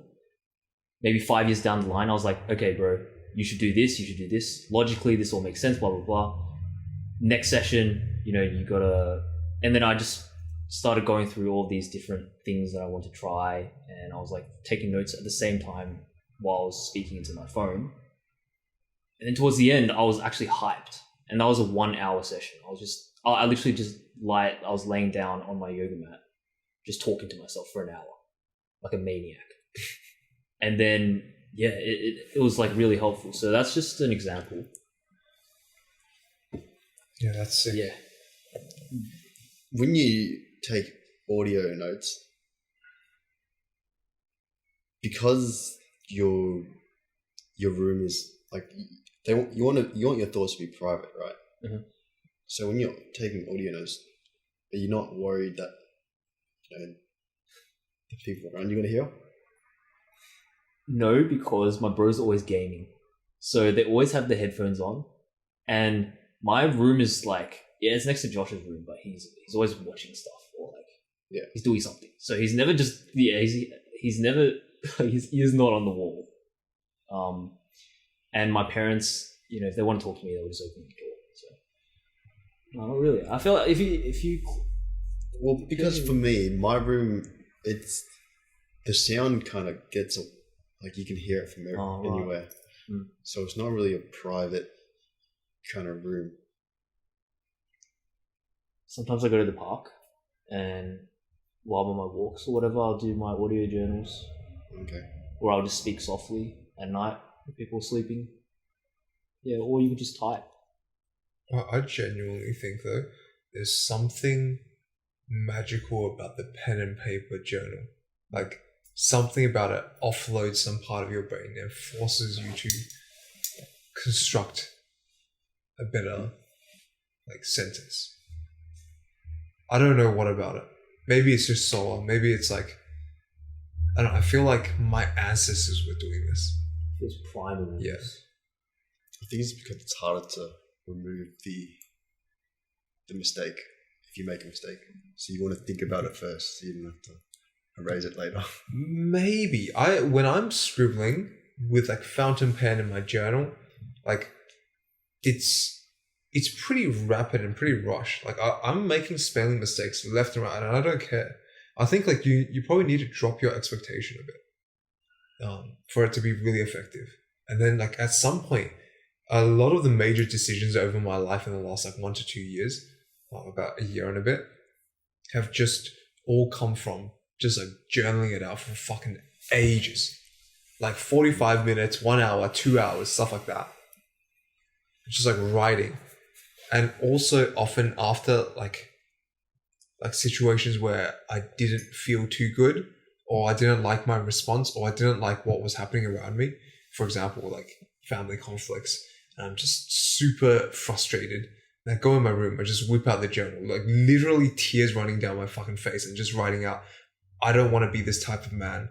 I don't want to inflict upon my children what my family have unintentionally inflicted upon me. It's just like writing it all out, and then at the end you just feel like fucking like light. It's like you've unloaded the shit in your head. It just makes you, I don't know, it just made me like a better person. I feel like I haven't done enough of that lately, like pen and paper journaling. Need to get back to it. I've been thinking about it a lot, like for the past 2 weeks. Yeah, there is definitely something special about it.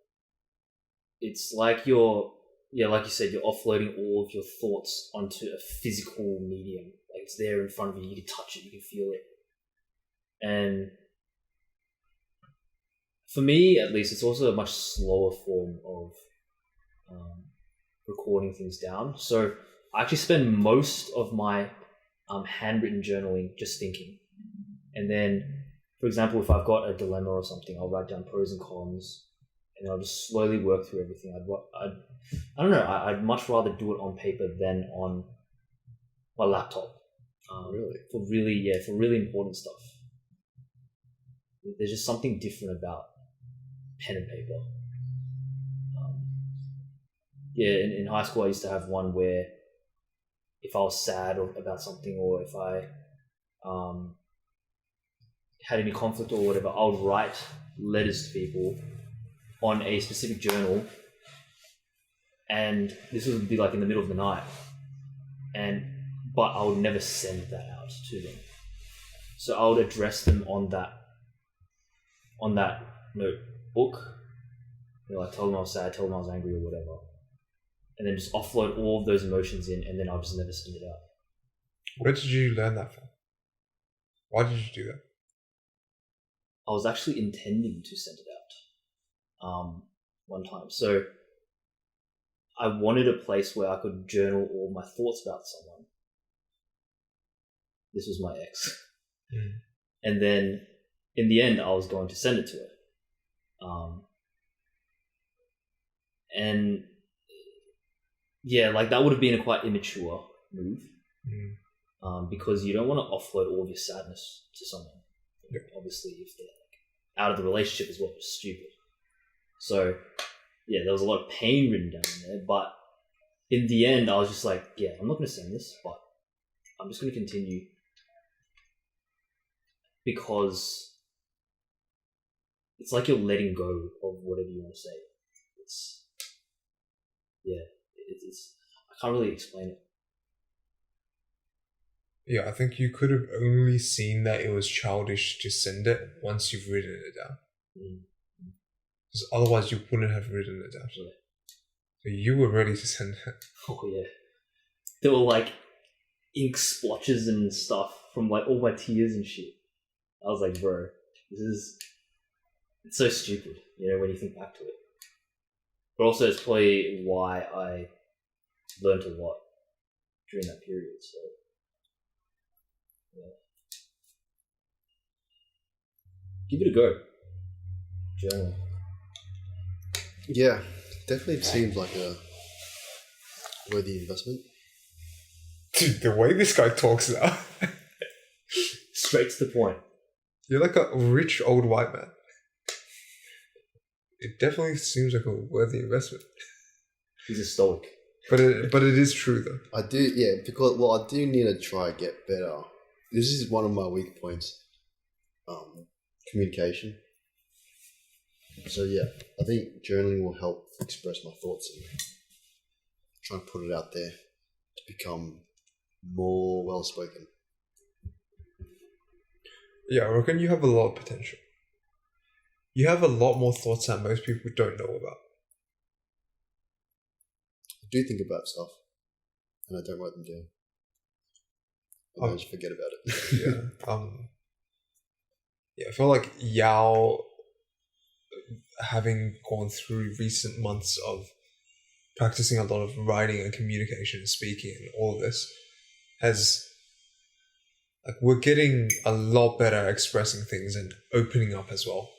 just being able to be vulnerable, being real. Like, we've never had these chats before, like us, like this. Yeah. Like, it's pretty cool. And yeah, just like imagine the utility of this, if you want to think about it that way. Like, down the line, what other fucking 23-year-olds are sitting here recording a podcast about like these topics, just like grinding our minds together to try to like make some real shit happen? And yeah, it's just like, I think it's voice. We've even spoken about getting a voice coach when we've got enough funds. Voice coach. Because think about what's like the one thing we use to every single day of our lives. It's like, what's the one thing we use to find love, to find companionship, to express our ideas, to build things, to break things, to buy things, to earn things? This is the one fucking instrument we all have. And not a single one of us has even thought about, oh, let me go get a voice coach. How do I speak better? I think I know who you're referring to. Mr. Vin Jiang. Big Jang. Is that the Instagram guy? Yeah. Yeah. Asian guy, yeah. He's goated. Yeah. Goated, yeah. So it's like stuff like this. We think that it's mainly just for like business people or high level CEOs and performers and shit. But it's like we need it just as much, perhaps more, because they have the benefit of practicing that every day. We have to just like try to get by with our fucking mediocre skills, untrained. Yep. And then we wonder why we struggle in life. Don't even know how to put a sentence together. We wonder how we struggle in life. Yeah, and this next generation is going to be struggling hard. Oh, yeah. Yeah. Oh, dude. GPT On this, and all of that, mate. on this topic, Yeah. few of Hamza's podcasts, and I love this thing that I'm listening to right now, Chris Williams and all those. It just feels really obvious that the next, from this moment on, the next 5 to 10 years is where it makes all the difference. We either become superhumans or subhumans from here. Legit. Like in the eyes of AI and stuff. I don't know how it's going to play out, but it's like, this is a last chance to really, really improve yourself. Because later, how are you going to compete against like a young guy who's been on self-improvement his whole fucking life and equipped with the tools of the future? Like if you're suddenly like 50 years old deep and then you're saying, oh shit, I've got to improve myself now. There's going to be no jobs left. There's going to be no roles left because every normal job has been taken up by technologies. Then all the high level stuff is taken up by the people who've been improving themselves for like 30 years. So right now is the opportunity to make like the most disproportionate gains. Man, on the topic of AI, it is a big rabbit hole. I've been recently going through artificial general intelligence and all of that. Just been reading into it, and it's easy to become cynical, but there's also so much opportunity that is going to arise. Mm-hmm. But before, like that, I'm not going to open that That huge rabbit hole today. Maybe we can discuss that next time. Yeah, like going back to writing and speaking and all that, I think you've got, like Jack said, you've got so many ideas, so many unique ideas to share. And this is your channel to do that. This is the way to do that. And also in like writing and speaking more, you end up letting those ideas develop, and you're sort of nurturing those ideas while you're writing it out and figuring out little insights and digging deeper. And so, yeah, before this I was just living life on autopilot, and I never really thought that deeply. Yes, I would overthink, but I would overthink about all the shallow shit that doesn't matter. And now, like, I'm able to grind certain ideas that actually mean something. So I'm actually, I'm really excited for you. if you start this journey. It's sick. It's actually sick. Do we want to wrap it up around there? Yes. Because I just realized we've probably been going for like 2.5 hours. 2 hours, 15 minutes. That's fucking wild. Man. Your computer's literally about to run out of battery. Oh, is it? It's like 13%. Holy shit. Good shit, boys. All right. That was too sick.